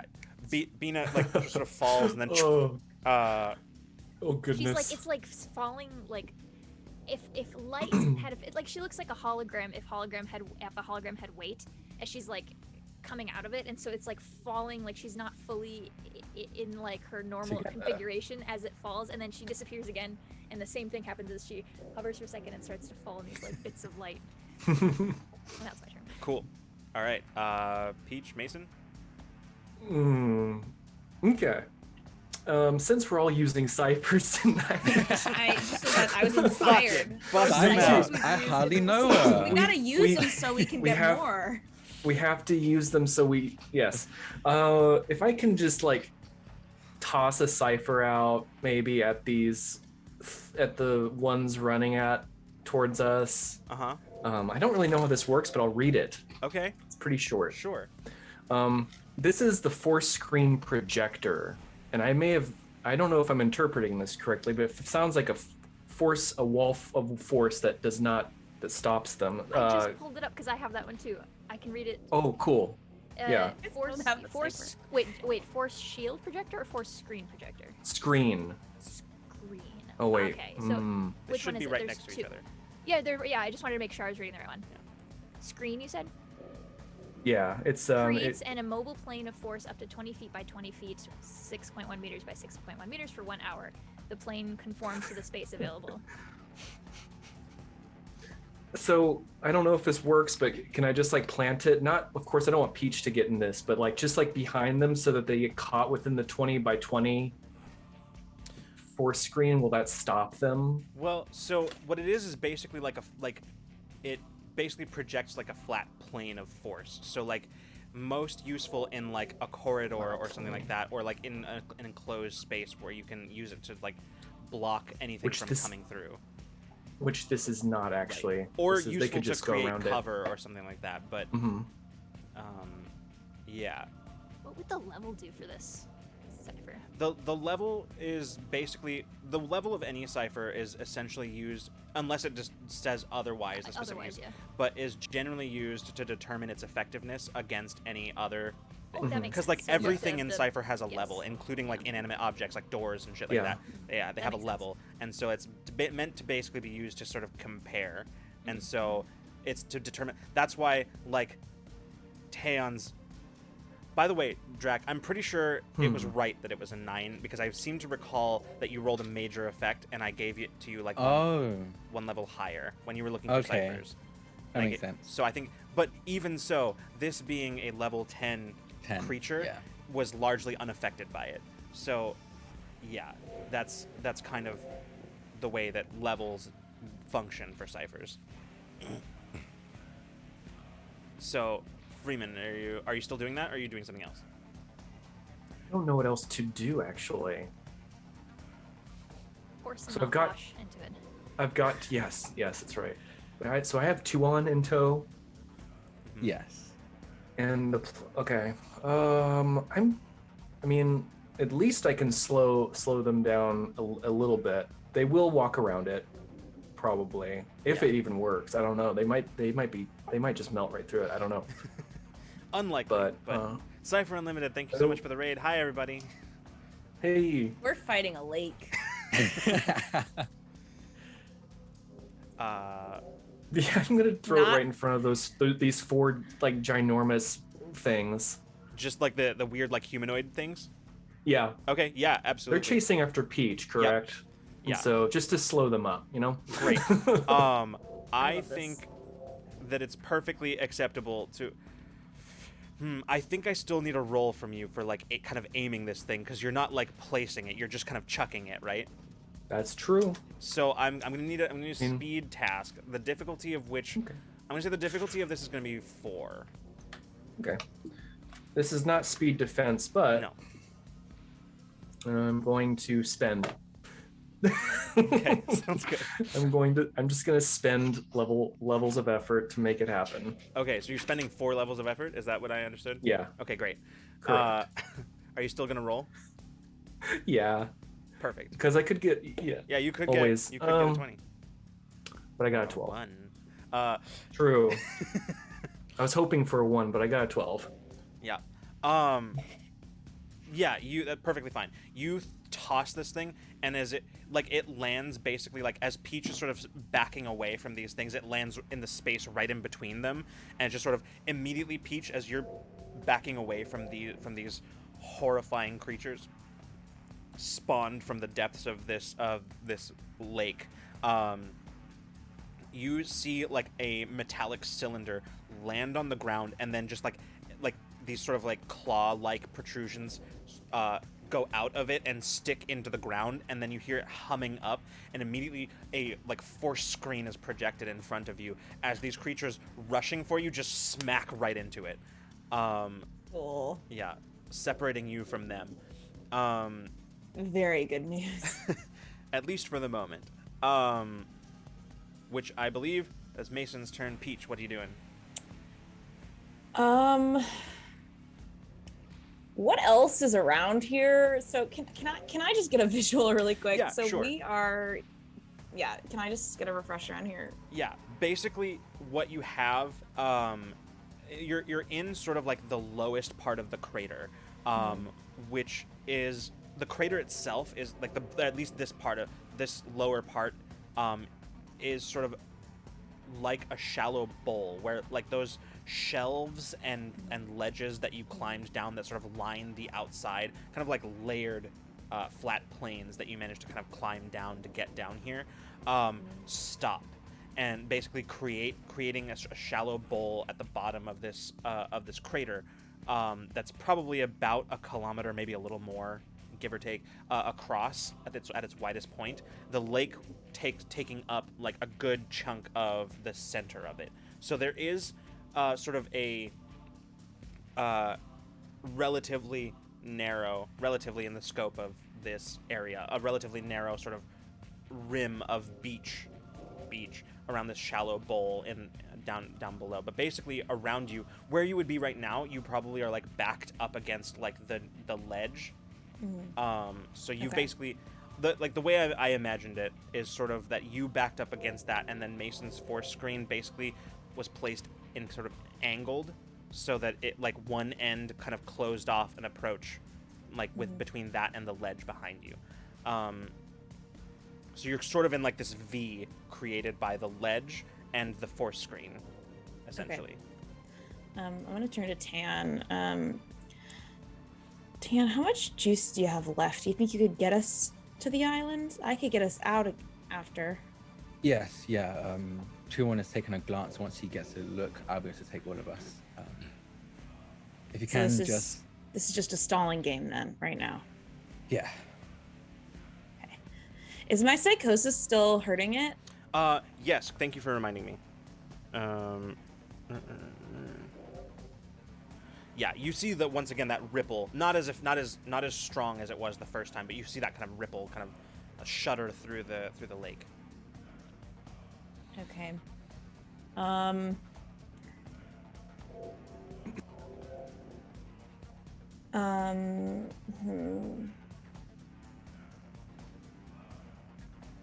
am going to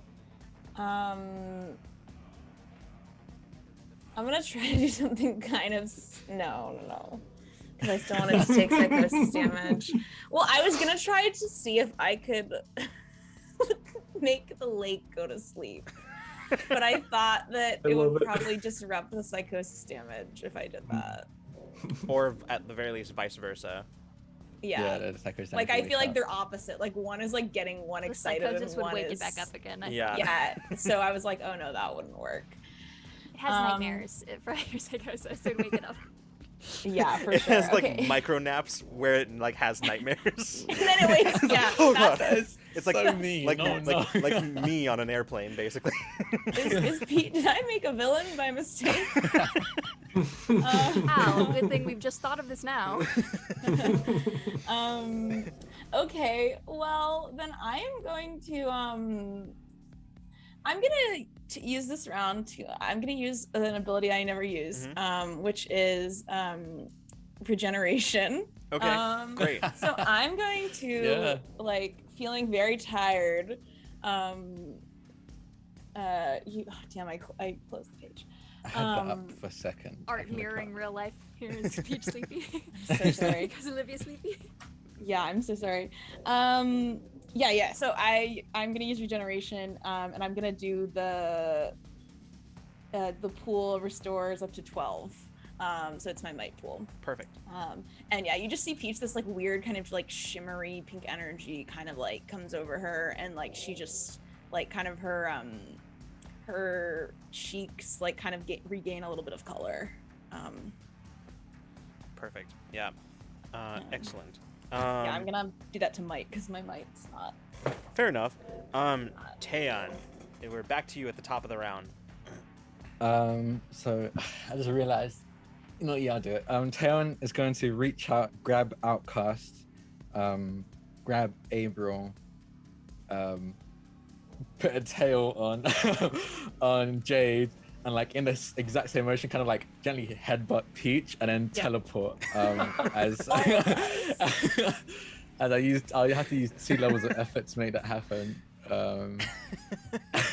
As 2-1 has probably gotten a glance at the very least of the top, like just the area above the ship or the island. So probably gonna like do a little bit of a fall, but it's better than whatever this lake is.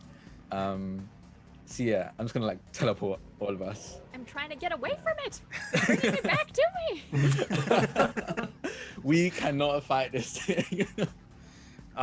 Great. Yeah, you basically grab everybody there on the shore and teleport towards the island. Yeah. And then 2-1 is gonna, if he sees any more like stumps reaching out for any of them, is gonna fire at Okay, yeah, like 2 of them because got 2 legitimately, attacks. basically, what would have happened is that like as Bina was falling, the tentacles were coming up to reach, like from the lake to reach her, and then she just went that way, and then over here the same thing starts happening. Like the lake basically quickly reacting to Bina's sudden like sort of movements through the, like sort of 500-foot bursts of movement through the air. So And yeah, so Taeon can still do one more action and fire Sure. after teleporting. Here's the thing. This Yeah. is I don't know that range is gonna be there for you because this is Oh, like okay. 1,000 feet out at this point. Yeah. So Yeah, that's a good point. I don't know that you'll be Okay. able to do that. I don't think you can help me here. Thank you though. Oh wait, Taeon. So the person that just the teleporter can't do that, or the passenger can't do that. I'm 'Cause like I'm somewhere in the middle. Yeah. Okay. Okay. I think I'm either way. I'm 1,000 feet in of 1,300. So Right. Yeah, and 2-1 at this point would have teleported to the center of the island, so it would have been do you have Less than 300 100. range? long. Is I believe teleport. Let me see where It's teleport is. 200, isn't it? Any location that you can see. Teleport? What? Teleportation. Yeah. Oh No, no, I as thought you the were distance. talking about that you're shooting. Oh, shooting. Yeah, is there that's a range what, on that? yes, Oh, my that's bad. what I was Okay. talking about. Yeah, sorry. Yeah, my bad then. Okay. Sorry. Yeah. No. Teleporting is fine. Like Yeah. the teleportation is fine. I was talking about like the shooting at the tentacles going for Bina. Yeah, I think unless you have, I think it's. Yeah, you have. It's like it's specific or very long. Very long distance is what I have, which is 500 feet. Long distance is Yeah. 100 feet or less. So I don't. Yeah, think and you this is 1,000 feet, so probably Okay. not. Yeah. Okay. Anything else that you're doing? No. I think that's it. Okay. Cool. Then it is now its turn. And It's like, what the fuck's going on? so, I just want to double check something real quick.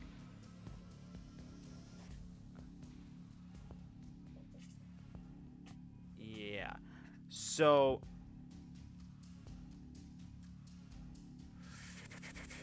Okay. Yeah. One of the tendrils reaching up to Bina just sort of whips through the air at you, and Bina, I need you to make. Oh, I need you to make a speed defense roll. The difficulty of which on. So the modifications that it says is speed defense as level 3 due to size and nature, but it doesn't say speed tasks. So unfortunately, I think the speed defense roll that you need to make is also a difficulty 10. Okay.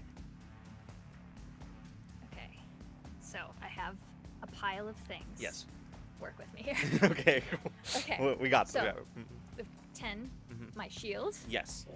which is speed defense, Mhm. and because that's an asset, I immediately get a secondary asset. Mhm.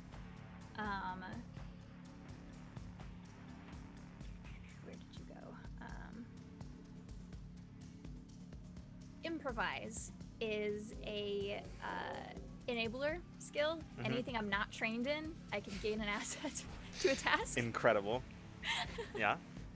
I'm improvising. I've never, so Yeah. she's gonna figure Bina it just out like on the way. barrel rolling in the air while Yeah, partially out of exactly, yeah, phase. she's Like. figuring it out.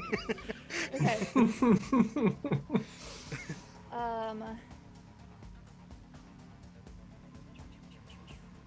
was the other thing? Anything, vision or perception isn't gonna help me here, probably.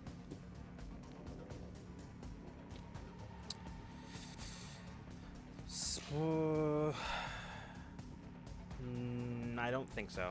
That's fine. I don't think so. So this is, I'm gonna spend 1, and I'm gonna roll on a 6. Okay. We're gonna Oh, see what God. happens. So you need an 18 or better right now. Uh-huh. Okay, great. Theoretically, you I'm could concerned about my pools right now. you could theoretically spend XP to drop it lower if you wanted, but You know what? No, I'm gonna roll on the 18. It's Okay. fine. I forgot about my other thing. It's fine.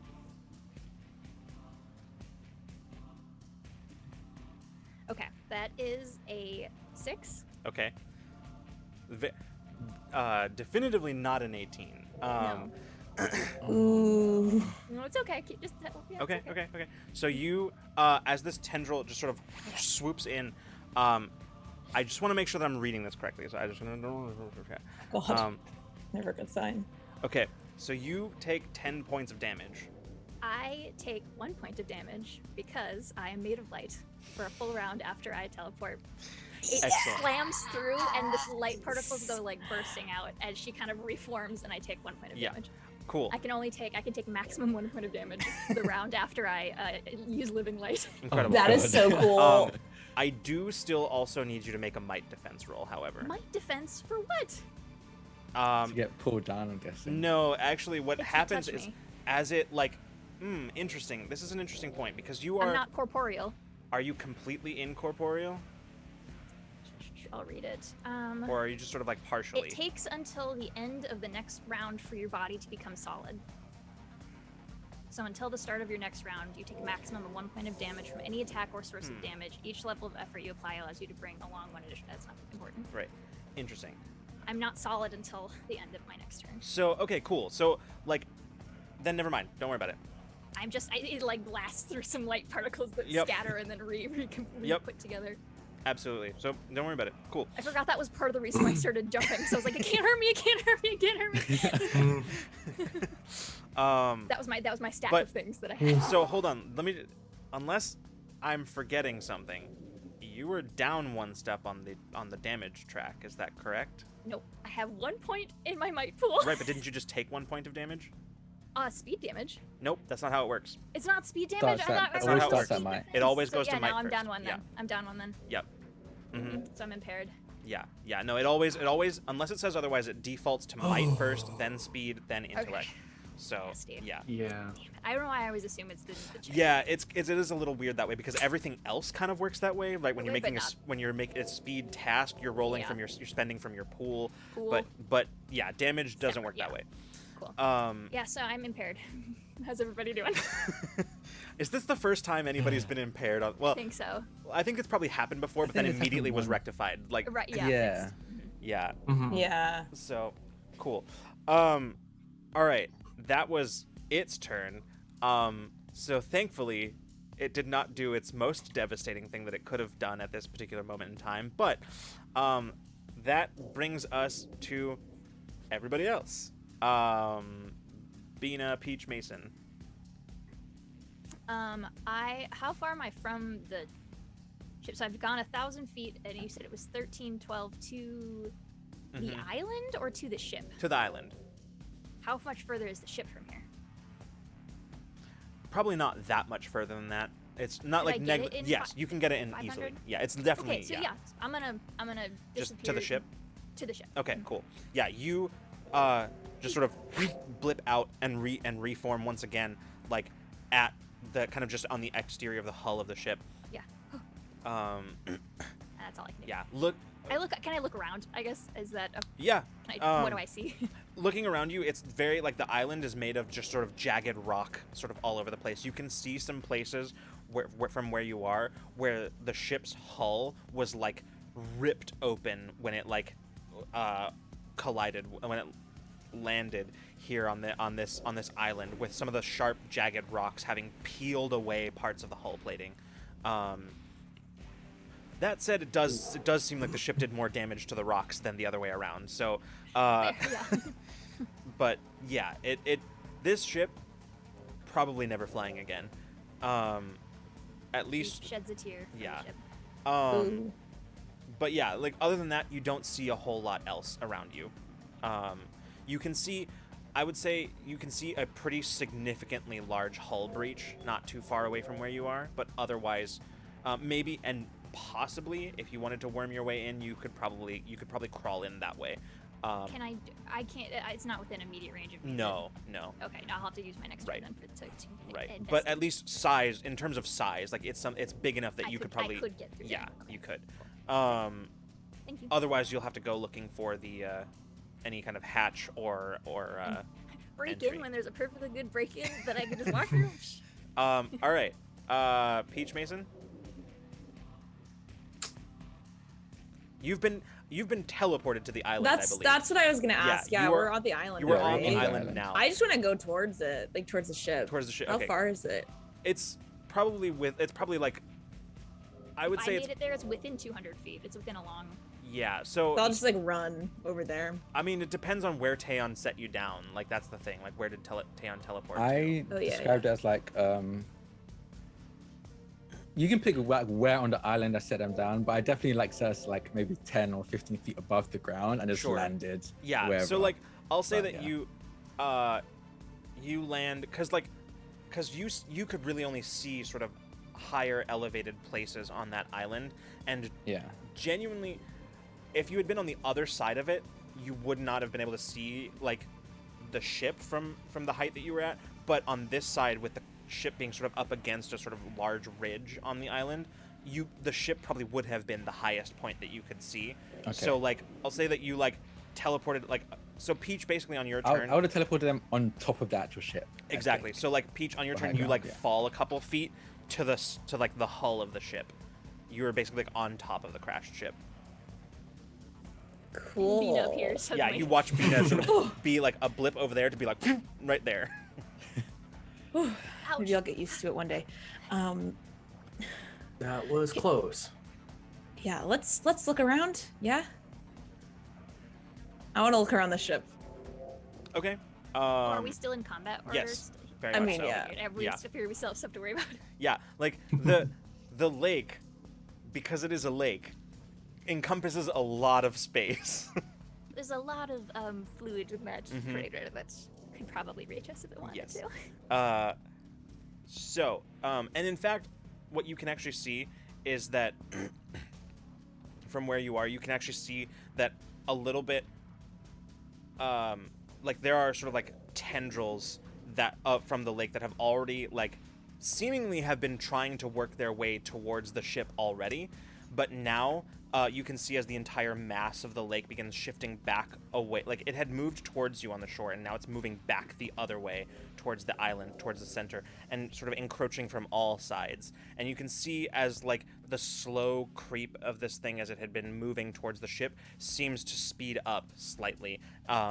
And now you can see like kind of the surface of the lake around just sort of pulling up. On either side, on the shores, on the island. The island's circumference is shrinking rapidly. But it is your turn, whatever you would like to do at the moment.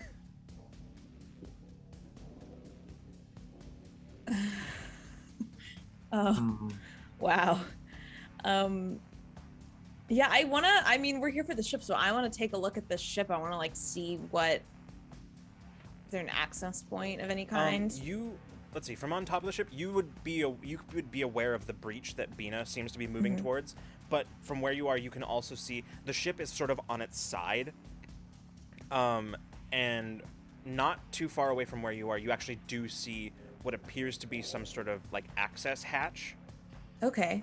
Yeah, I want to Definitely- go towards yeah. that and try to get it open. Mhm. Yeah, absolutely. You rush up to it, and yeah, looking at it, there's, it appears to be sealed. You can see sort of like the exterior like control panel as well as like the panel underneath which, there is a plate or a panel on the hull plating that is labeled manual release.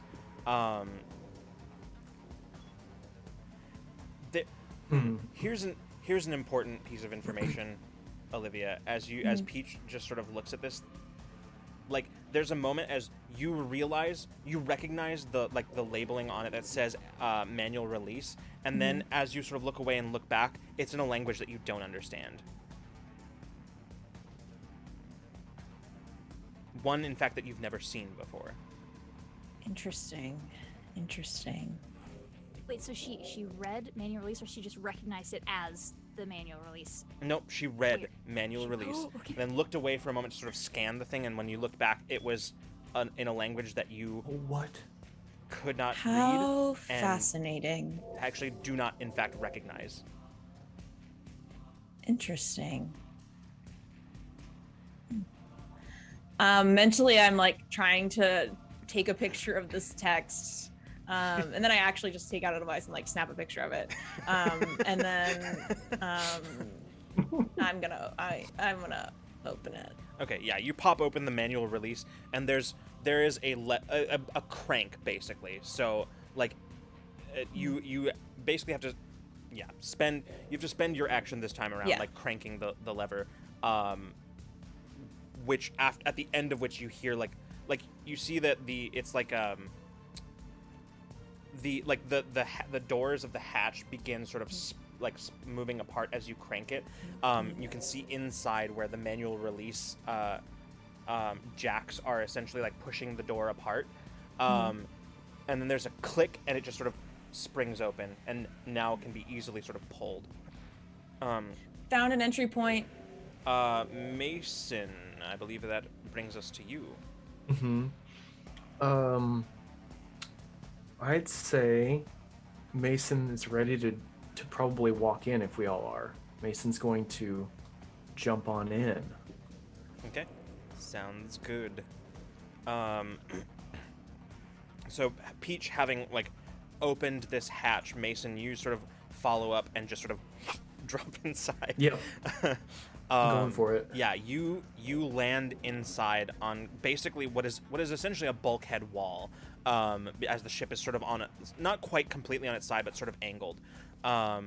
You land on the inside. The inside of the ship is actually, you weren't there. You wouldn't know. It does sort of remind you of the interior of like the maintenance access ways inside Awakener. The parts of the ship that are still the original parts of the ship. In sort of in its design. And it is distinctly alien, but you can't. There's a sense of familiarity about it that you can't quite place. That goes beyond just its similarities to some of the Awakener's design. But at the moment, you sort of immediately sort of scan around looking for threats and don't see anything in the immediate area. Okay. Well, I have an action, I think. Yes. I might crowdsource this for ideas, but I do want to do one of my abilities, read the signs, which means I spend some intellect points, 4 to be exact, and then I examine an area, and I learn precise, useful details about the past, if any exist. This is a great use of that ability. Yeah. Yeah. And it's let's see, yeah. So it's in the immediate area, and each requires its own role. Okay, so you get how many specific?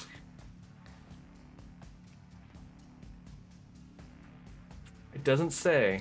I think it does in the. Do you know what The page revised it's on? version. In the revised version, it's page Well, 42. Page 42, left column. At the bottom. Is this in- Read this. Okay. Gotcha. All right. So, Up to 4 questions. really? Oh, wow. Cool. That's what I thought, but I wanted because I remember You know using why it I couldn't before. see it? Is because I was looking for the number 4, not. Right. Yeah, I think it's it's up to 4 questions, which you may ask at this point. So yeah, you feel free to You said you're going to crowdsource this, right? Yeah, if that's all right. There's one question I would definitely like to know, and I feel like it's probably our goal here anyway, is does Yeah. it seem recently lived in? Do you want to? Is that what you're going with, Freeman? It seems like a good starting point. Okay, Yeah. Cool. So- this is gonna be a difficulty 5 intellect task. Okay. For the sake of continuing stuff, I'm gonna say that like each question is gonna like it'll be like It's gonna be a in rounds, right? So that we Yeah. can like keep things kind of moving along. That's what I would like as well. Yeah. And then that gives you some time to think about what your next question might be. Or Absolutely. So if I can use investigation as part of this. Absolutely.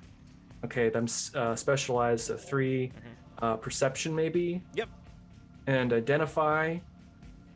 Yeah, sure. I think that will. Yes, I think that'll play. If not, I can use my spyglass too, because I'm obviously like using the spyglass as well. Ooh, I think that fits better than identify. So go ahead and use. So. Yeah. I think I'm down to a 1. All right, you just need a 3 or better right now. I will roll on that. 4. Okay, great. So yeah, you look around. In spite of like, the inside of this thing looks like a wreck, right? But you're getting the sense that is largely due as a result of the crash, because other than that, it appears to be pretty pristine in here. There do not appear to be. I mean, there's no real way of like telling like there's no signs of like having been recently lived in, as far as you can tell, but what you can see is that the inside of this thing is pretty pristine, other than like the damage due to the crash.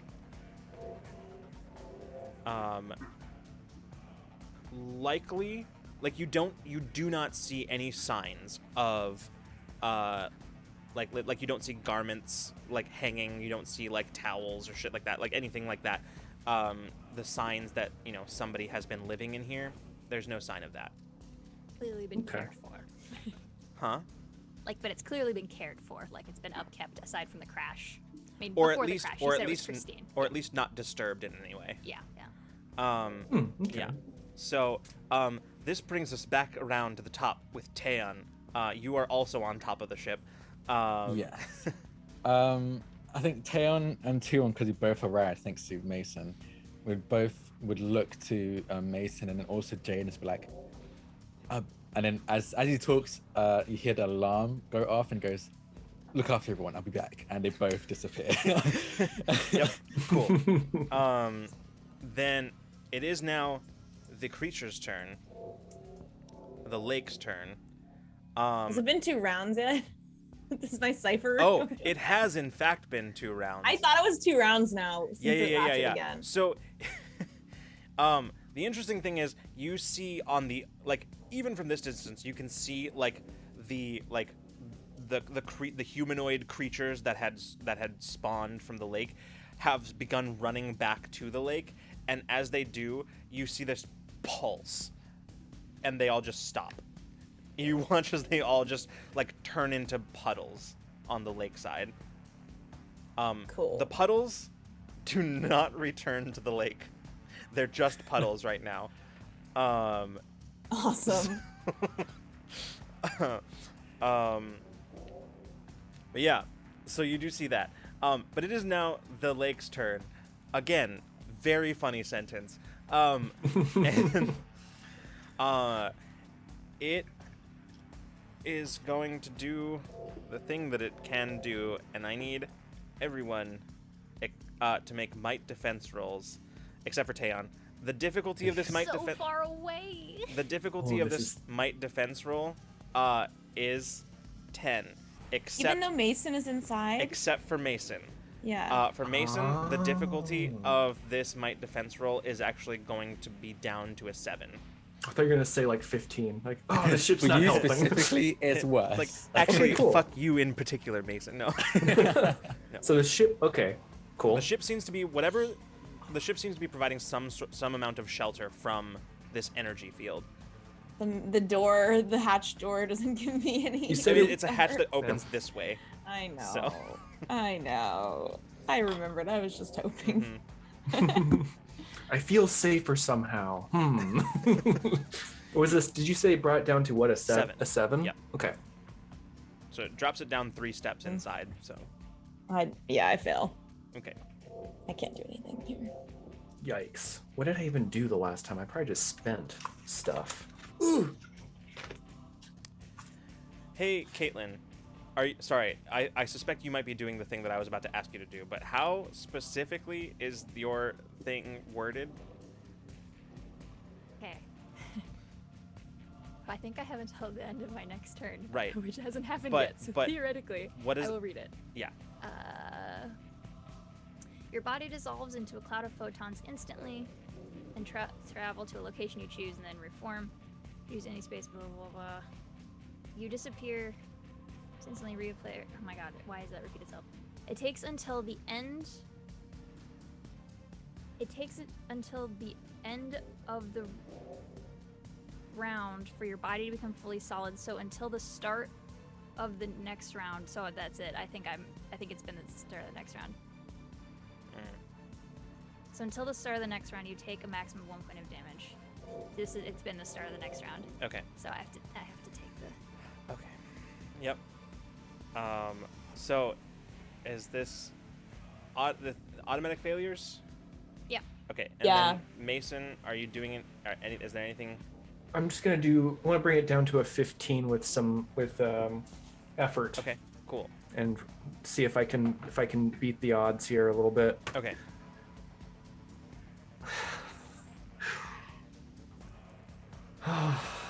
What did you roll? Did you I roll a one? rolled a 1. No. I rolled a 1. It's the little cross. Nar. Okay. I'm We're assuming that's the struggling. 1. The cross is the 1. So, the three, well, 2 of you who are outside take another 10 points of damage. Ugh. Mason, you take 7 points of damage. And that's to the might. Yes. Well, it starts there, and then, yeah. Go. Does this ignore armor? Yes, I believe so. Hold on, let me double check. Actually, I do It have... doesn't specifically say, Yay, so it doesn't. so it doesn't. Yeah. Perfect. It's true. I do have Oh one. wait, that helps. Did I? I think I passed the last time. So I'm Yeah, no, it but does- definitely it- would've helped. If it would say if it ignores armor, and it does not say. So. I got 3 left in my might pool. I do have a Oh, plus God. 1 Thank to God for armor regenerate. against any kind of physical damage, This even is- damage yeah, that this- normally ignores armor. Yeah, this is physical damage, and yeah, so that like Okay. pretty unambiguously means that you're good.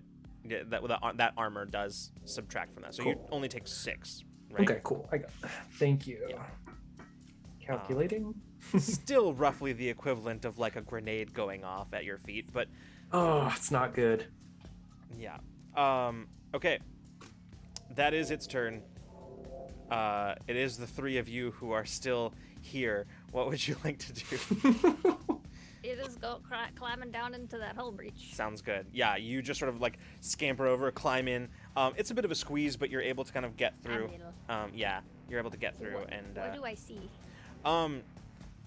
this hull breach is pretty significant. So like it goes straight through the superstructure of the ship into like an interior chamber that what you're seeing around you actually appears to be a chamber that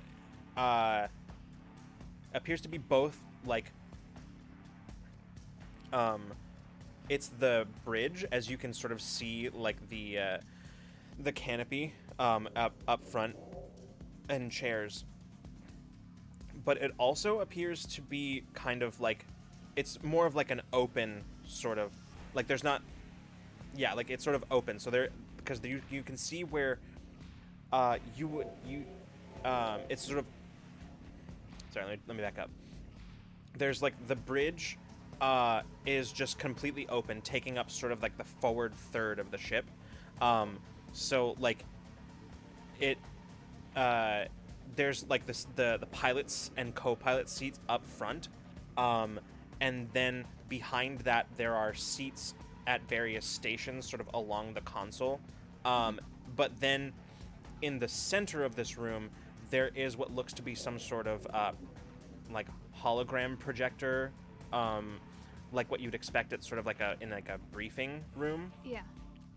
That sort of is like at once a planning table and also like a hologram projector kind of in the middle of this room.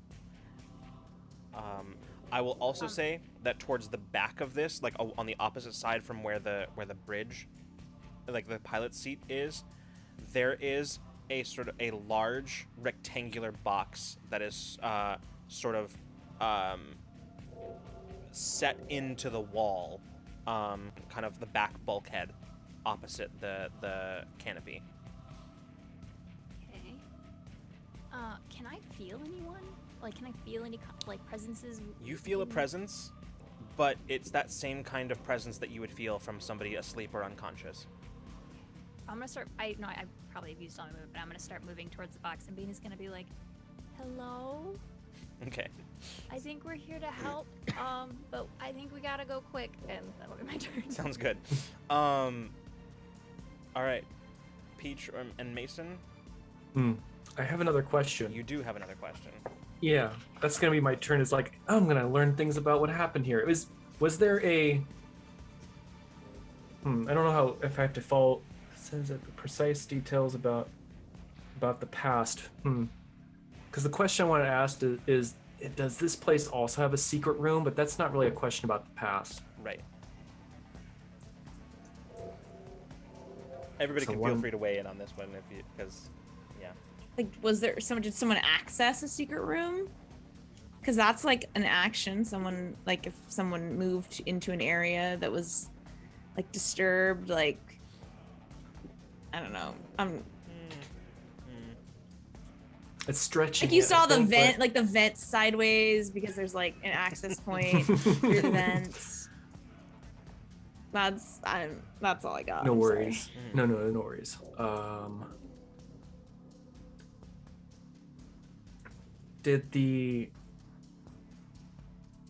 Did whoever piloted this originally, were they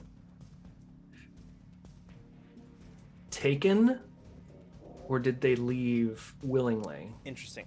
Okay, so as you look around, as like I'm sort of flavoring this as you're like walking through the ship as you're like looking through the stuff. So like you're asking these questions. There does not appear to be any kind of sign of struggle. Like there's no carbon scoring from like energy weapons. There's no like pock marks from projectiles. No scorch marks from explosions or thermal weapons. Nothing like that at all. This place looks, other than the crash, looks completely pristine. It doesn't look like there was any kind of sign of struggle. In fact, until the crash, it doesn't look like this ship was damaged at all. Most of the damage that you see is from the crash. That said, looking around, you see signs. You don't see signs that this ship was. This is kind of sort of where the overlap of your first two questions sort of is. You don't actually see signs that this ship was ever lived in. Like, there's places where there could have been like supplies or clothing. You see quarters as you pass them, but none of them look like they were ever furnished or, like, yeah, none of it looks like it was ever like accommodations were ever fully made here. Okay. I think there's more like there are probably signs that there was somebody in here, but not necessarily living here. Just sort of small details that Mason would pick up on. Peach. I also want to go in here and Sure. investigate. For two reasons. One, I want to see what's in here, and two, I am kind of readying, I think, the escape route Sure, here in yeah. a second. Everyone already kind of looked around in here, but can I look around as well? Is there any? I mean, there's not too Yeah. much to see, to be Yeah. honest with you. Mason is doing his like detective thing, but like for you, there's not a whole lot to see. It appears to be, you see some of the same stuff that it appears very pristine, other than the damage from the crash, and otherwise. I think Peach immediately pegs like, oh, no one lived here. Like this isn't lived in. I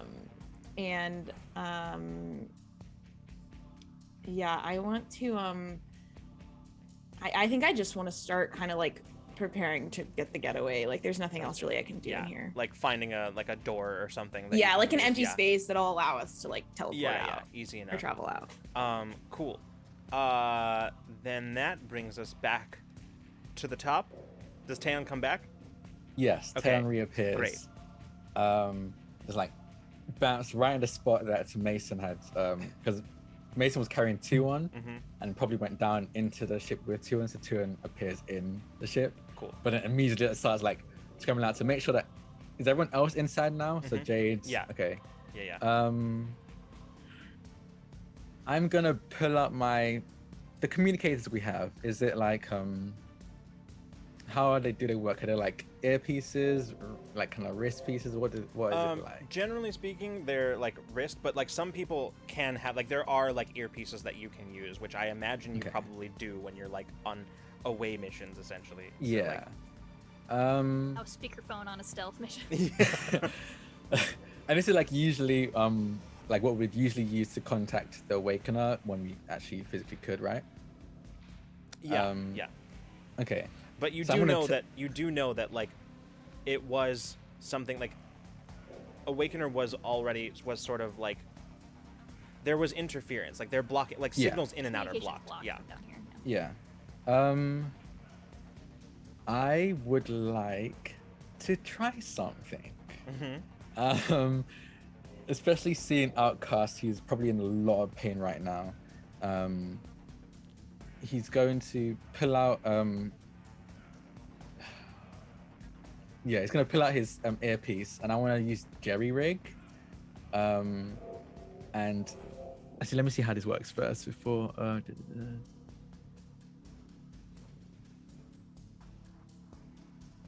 so I don't think there's like a time. Just an action. So I wanted to pull out the earpiece and the radiation detector that we've been using, and see if even if for just a moment I would like to find if I can possibly boost the signal by increasing the power that it has available.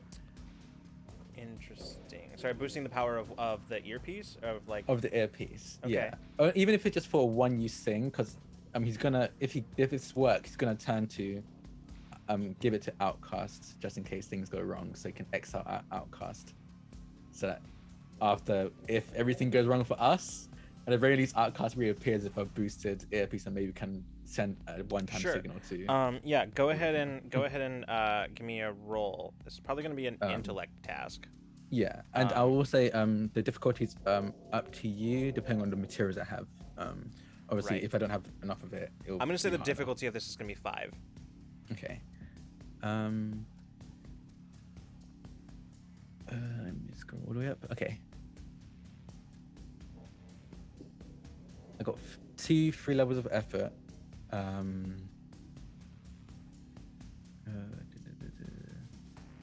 Would this be Chemotech or would it be? No, this isn't. No. Okay. I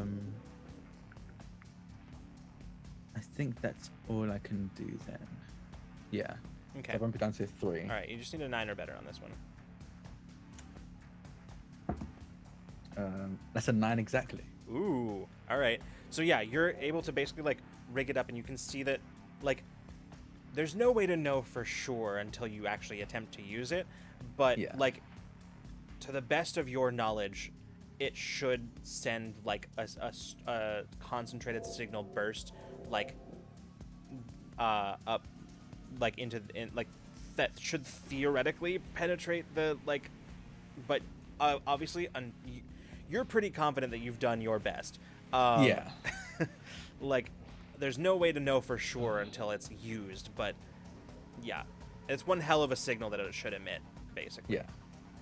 So I want to like crouch down next to Outcast and place it in his hands and just go, if everything goes wrong, I'm going to send you away. But when you come back, use this to reach out to any of my friends. Just say Taeyeon sent you, okay? Taeyeon cares. And Outcast just looks up at you and just kind of nods, sort of like just kind of leaning against the bulkhead right now, with like Jade under one arm, sort of supporting him on the other side. That's the end of my turn. Okay. On the lake's turn, Oh no. It presumably does something, but you don't know. You can't see it. So, but yeah, brings us to the rest of you. What are you doing? I want to get to that box. Okay, yeah, you get right up to it, and as you get to it, you can feel the box is warm, like really warm. There's power here. Yeah. Maybe. And as you kind of are looking at it, you can see that there is, actually, I'll tell you exactly what you see because Bina would just know this. As you draw up to the box and you look at how it's attached to the bulkhead, you can see that there are a series of like coils and cables, and the coils you recognize as like as rapid cooling intakes, similar to like the kind that would be necessary for some kind of cryostasis pod.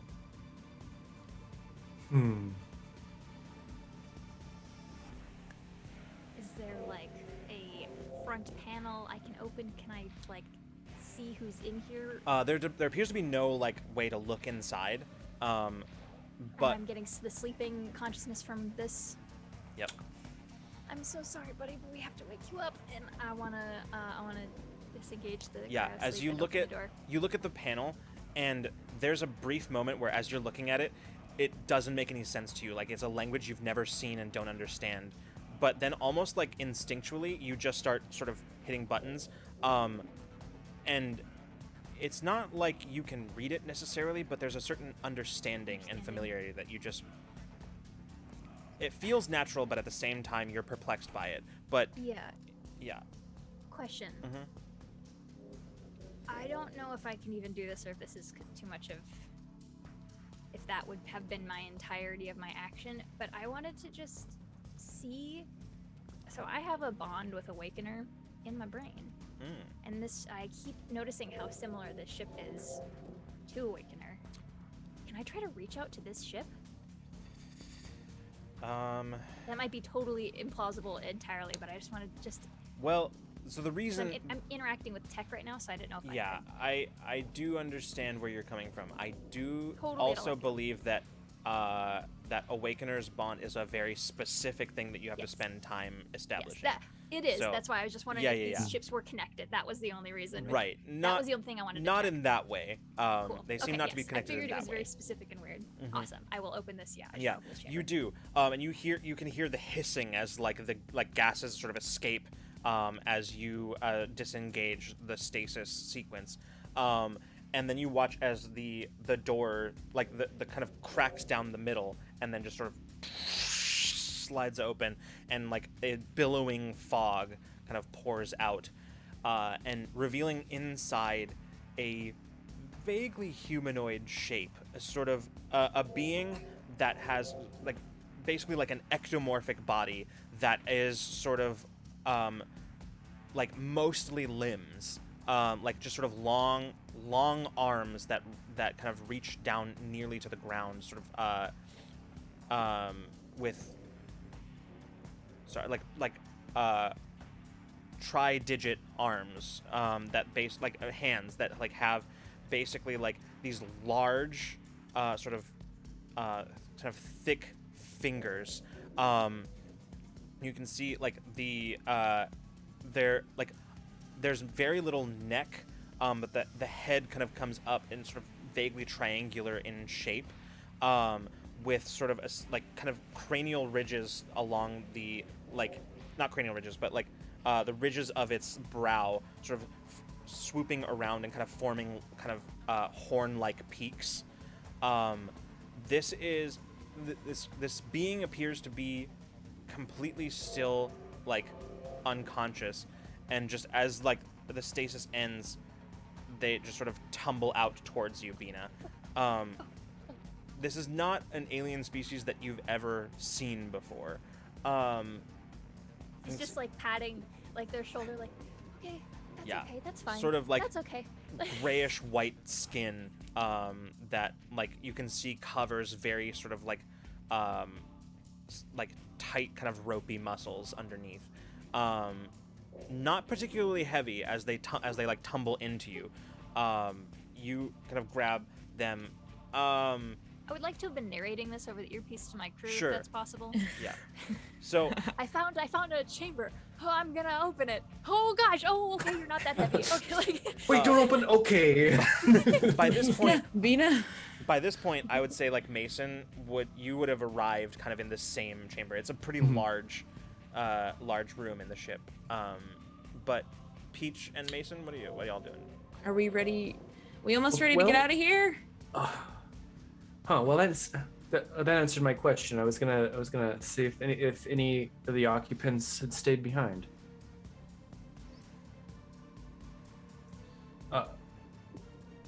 Caitlin, did you say something? just yeah. Okay, then I'm gonna make the door if we're ready. I don't know if they need anything from here though. They're not awake yet. I would say that at this point, We don't have a lot of time here. We also can't get back unless we know where Awakener is. I we can ask. can get out of here. Technically- Oh, yeah. Peach that's fair, doesn't we need can- to know. Yeah, I don't Peach need to doesn't know. need to know. Oh, okay. Mhm. I thought that was this huge issue. Yeah. Okay. No. No, that's me. Taeyeon, I yeah. kind of need to know exactly. I can where go in space and time. anywhere Mm-hmm. Yeah. through the dream space. Do we want to get out of? Do we want to stay on the planet still, or are we going straight back to Awakener? We don't have any reason to stay on the planet, right? If we bring Outcast with us. I mean, the ship was the only thing. If we need anything from it. Sorry, I just sent back. Olivia and Drac, your captions broke. I mean, I guess Of course now it that we've did. been here, we can just get here again if we need to come back Yeah. or something. But Was there? I'm Yeah, I hurting can very always badly. take us back. I don't think we have a lot of time before this lake swallows us. So. Yeah, can we go then? Maybe. Yeah. Let's do that. Yeah. Yeah. I feel like we are better off if we can come back. Peach has together. already made the door at The this door, point. yeah. Yeah. Yeah, Oh, it's wow. there. I will That's say, right. I will say, y'all see as Peach makes this door, Mason, you kind of glance back and you see as like several of the like bizarre humanoid forms are starting to like push their way in through the hull breach that Bina came through. Oh you can yes, see- absolutely good timing on that. Venus Are got all Jade and 4 arms. Outcast and everybody in here with Yeah, us? They they followed us followed in, in. right? Yeah. Okay, Mhm. good. Yeah. Venus got all 4 arms wrapped around the middle of this individual, who is like slumped like over her jaw. How much taller are they than her? Much taller. Like So Yeah. you're like slumped over. I mean, and I'll- she's trying to hold them up. So I'll help. She's like limping a little bit. She's Yeah. Venus I'm helping. not good right now. I'll help. I'll help. Okay. We're gonna get through this door. Sorry. Jade Let's go. looks at you, We're gonna go Taeyeon. to get you out of here. Jade looks at you, Taeyeon, and just says, "Here, take him," and like gets out from under Yeah. Outcast and just like, yeah. Jade gets kind of behind the rest of you as you're all like going through there.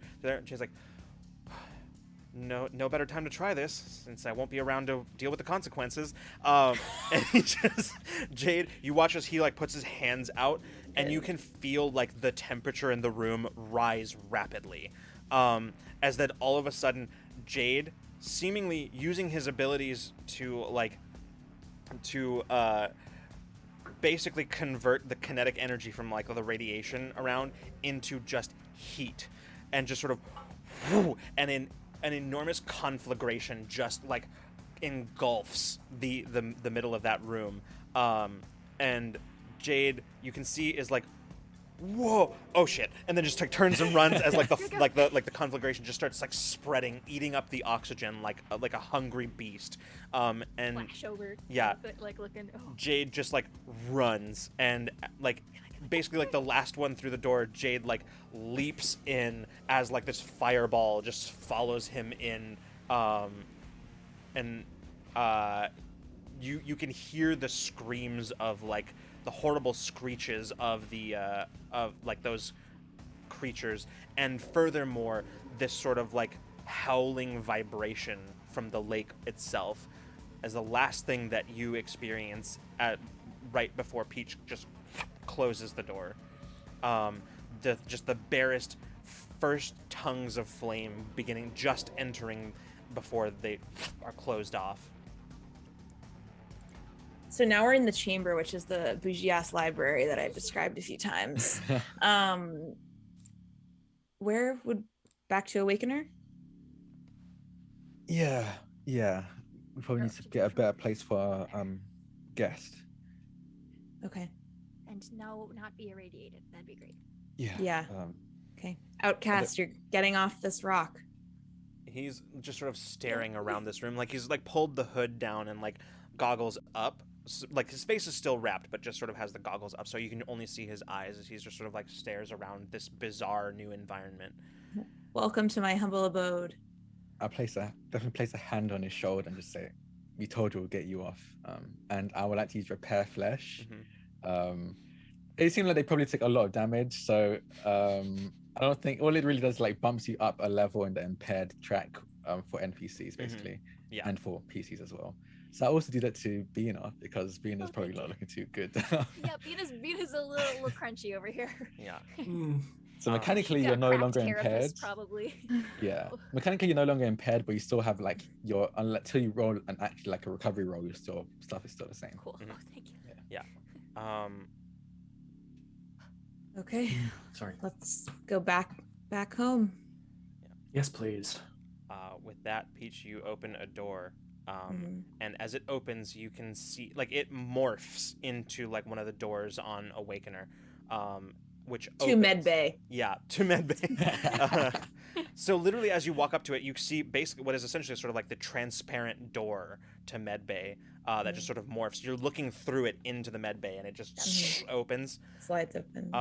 As you all step through onto the comfortably familiar deck plates of Awakener's medbay. Real? I think I need a nap. And that's where we're going to pick up next week. Yes, you got it. You got the closer, Caitlin. I actually thought we were gonna keep going. No, I thought we were gonna see. That's okay. All right. Wow. Oh boy. Wow. Oh goodness. What an I was episode. fully ready to be like for all of us to get taken under. Like into like that sounds like I'm gonna J-rig this so we can at the very least get some message out with Outcast. Whew. Wow. That was so fun. Especially What a the scary last. place. Yeah. I've never been more afraid playing this game, I think, than in this Thanks, episode. Patreon writers, world builders. Yeah, so yeah, the world space of Evotopia brought to you by our Patreon world builders. So yeah, the whole concept of that. The specifics of the Dark Zone were unfortunately something we were not able to get to in the Patreon writers room, but like the concept of whole- Evotopia, yeah, absolutely. We have to come back. Yep. Yeah, for sure. we're not Tam's done gonna wanna here. come I'm back. pissed. I'm gonna want to come back to make sure that that ship is destroyed because it's on literally a corporation's planet True. and it's pretty similar to the Awakener. You probably don't want them to have that. I think Jade might have destroyed it. Might have Honestly. Hopefully enough so that it's nothing can be salvaged. Yeah. figure it out. Wow. Word. All right. Well, everybody, thank you so much for coming and hanging out with us tonight and watching this play out. Genuinely, I think one of the funniest things about tonight is that from now on you can say, "Hey, we fought a lake," which is like drastically underselling what actually happened. And that lake has kicked our asses more than almost any antagonist. Yeah. Hey, I did a lot of damage to that damn lake. You did do a lot of Yeah, damage. you I did, almost yeah. died. Yeah. Yeah. I hit impaired as Almost. possibly for the most of combat. Bad Mhm. time Oof. to be Yep. Binoba. Whew. All right, everybody. I'm sure it had a large health pool. It was significant, but it was also taking Holes. significant downturns, but yeah. like it got down to Oceans of it actually got down to about half. Oh, wow. damn. Oh, Yeah. nice. So, yeah. I'd love to refuse to engage in combat. Yeah, no, Seems to be genuinely, I will say this. I sort of threw this thing at you guys. I'm like, I have no idea how they're gonna deal with this. It's like all of its things that it does are like might defense and like it deals 10 points of damage at a Rough time, on and like us. yeah. But I was like, they'll figure it out. So, Thank you for being made of light. That saved my ass just a little. all right, Thank you everyone. for my good rolls and also not existing in space and time for a few seconds. All right, we Yeah, that's true. are we're gonna go. So Let's go. uh, Gotta go to bed. thanks for tuning in, everybody. You can catch us here for on Friday at 7 p.m. Pacific time for Ramblemancy. We will be talking about the social contract of TTRPGs. Yes, I had it written down over there, but yes. I had to follow like several trains of thought to get to like where it was. We're going to be talking about the social contract of TTRPGs. We'll be discussing it amongst ourselves. We'll be discussing it with you as you bring your thoughts to what might be some elements of the social contract of TTRPGs, which we sort of briefly mentioned last episode. Kind of rounding out our sort of unintentional series on TTRPGs for beginners. So yeah, come check us out there. So hopefully we will see you on Friday for Ramblemancy, but if not, we will see you the next time you decide to come roll with us. Good night and good zone, everybody.